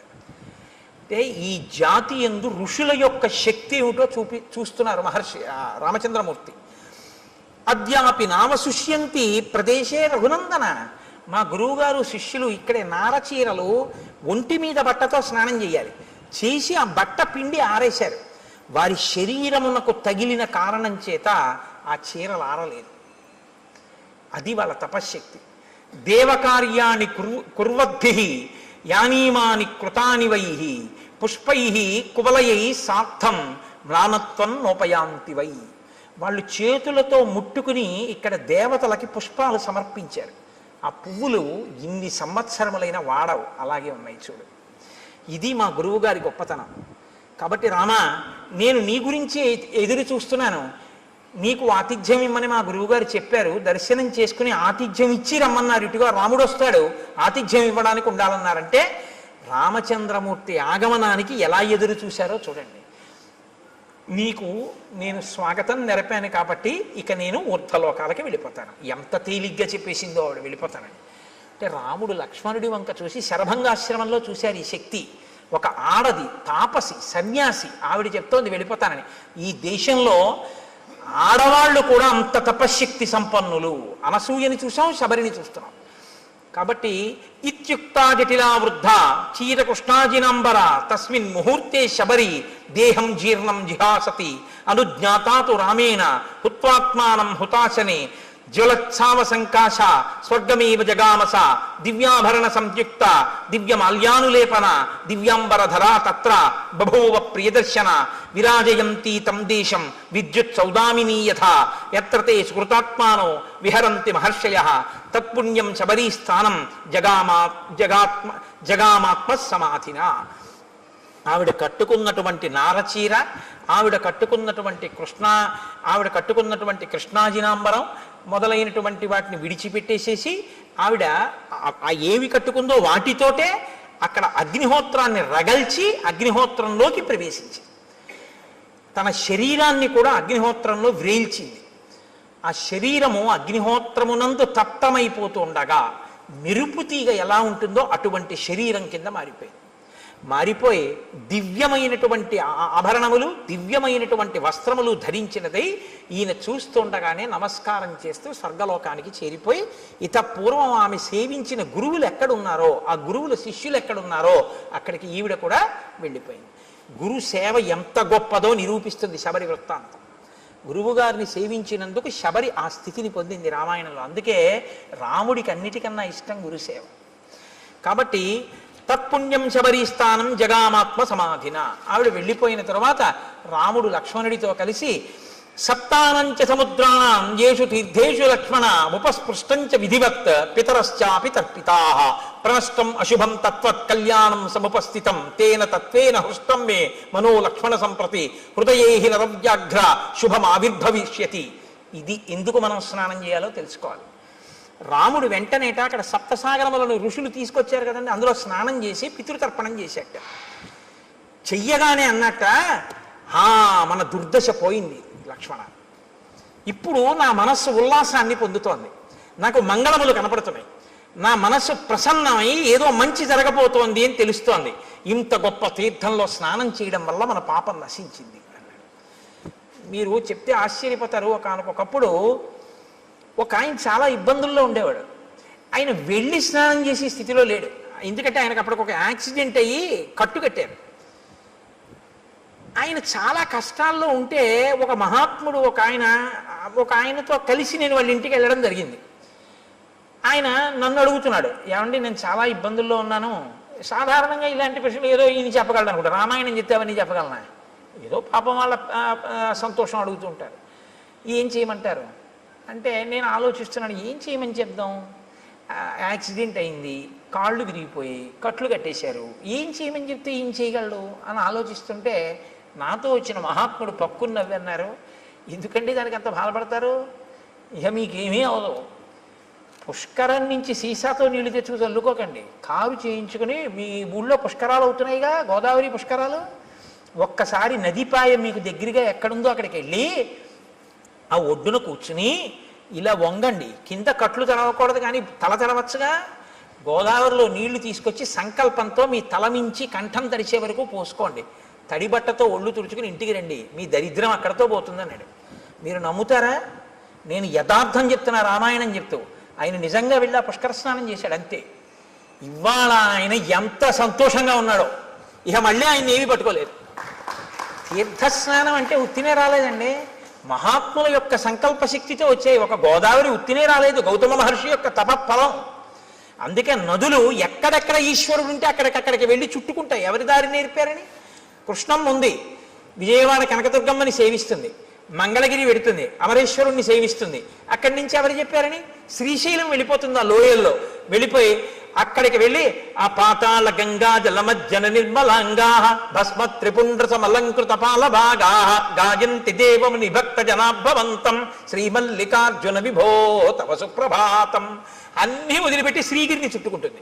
దానికి ప్రదక్షిణం చేసి వెళ్ళిపోతుంది. ఎవరు నేర్పారు నదికి? ఆ నదుల గొప్పతనం అవే. అవి ఈశ్వరుణ్ణి సేవిస్తాయి. ఋషులు తీసుకొచ్చారు వాటిని. మాకు దక్షారామంలో సప్తగోదావరి అని ఉంది, ఋషులు తీసుకొచ్చారు. దాని స్నానమే, దాని ఫలితమే. కాబట్టి రాముడు స్నానం చెయ్యగానే ప్రసన్నుడయ్యాడు. స్నానం శక్తి ఇస్తుందా అండి అంటే నువ్వు ఆ నమ్మకంతో చేసి చూడు. నీకు ట్యాబ్లెట్లో ఏ కంపోజిషన్ అందులో ఏముందో నీకు విరేచనాలు అవుతుంటే నీకు ఏ సూక్ష్మ క్రిముల వల్ల వచ్చాయో ఇది వేసుకుంటే నీ రక్తంలో ఎలా కలుస్తుందో ఆ బ్యాక్టీరియా ఎలా చచ్చిపోతుందో నీకు తెలిస్తే చచ్చిపోయా? డాక్టర్ గారు 3 పూట్ల వేసుకోమన్నాడు, వేసుకున్నావు, చచ్చిపోయా లేదా? విరేచనాలు తగ్గాయా లేదా? డాక్టర్ గారు చెప్తే మాత్రం నేను ఎలా వేసుకుంటానండి, ఇందులో ఏముందో నాకు తెలియాలండి, తెలిస్తేనే నేను వేసుకుంటానండి అంటే ఒక్కనాడికి తగ్గదు. నీ నమ్మకం ప్రధానం. మణి, మంత్రము, ఔషధము మూడింటికే నమ్మకం. కాబట్టి ఇప్పుడు నమ్మి స్నానం చేశాడు, ఫలితం వస్తుంది. విశ్వాసమే ఈశ్వరుడు. మనం ఒక ఎక్కడికైనా పవిత్రమైన చోటుకెడితే తీర్థస్నానం తప్పకుండా చెయ్యాలి. కాబట్టి రాముడు ఆ స్నానం చేసి ఉల్లాసాన్ని పొంది సంతోషించి లక్ష్మణుడితో కలిసి నువ్వు వెళ్ళి ఋష్యమూక పర్వతం మీద సుగ్రీవుణ్ణి కలుసుకో అని చెప్పి ఆనందంగా ఇద్దరూ కలిసి ఆ పంపా సరోవరంలో తిరుగుతూ ఇంకా సుగ్రీవుని యొక్క దర్శనం కోసమని ఎదురు చూస్తున్నారు.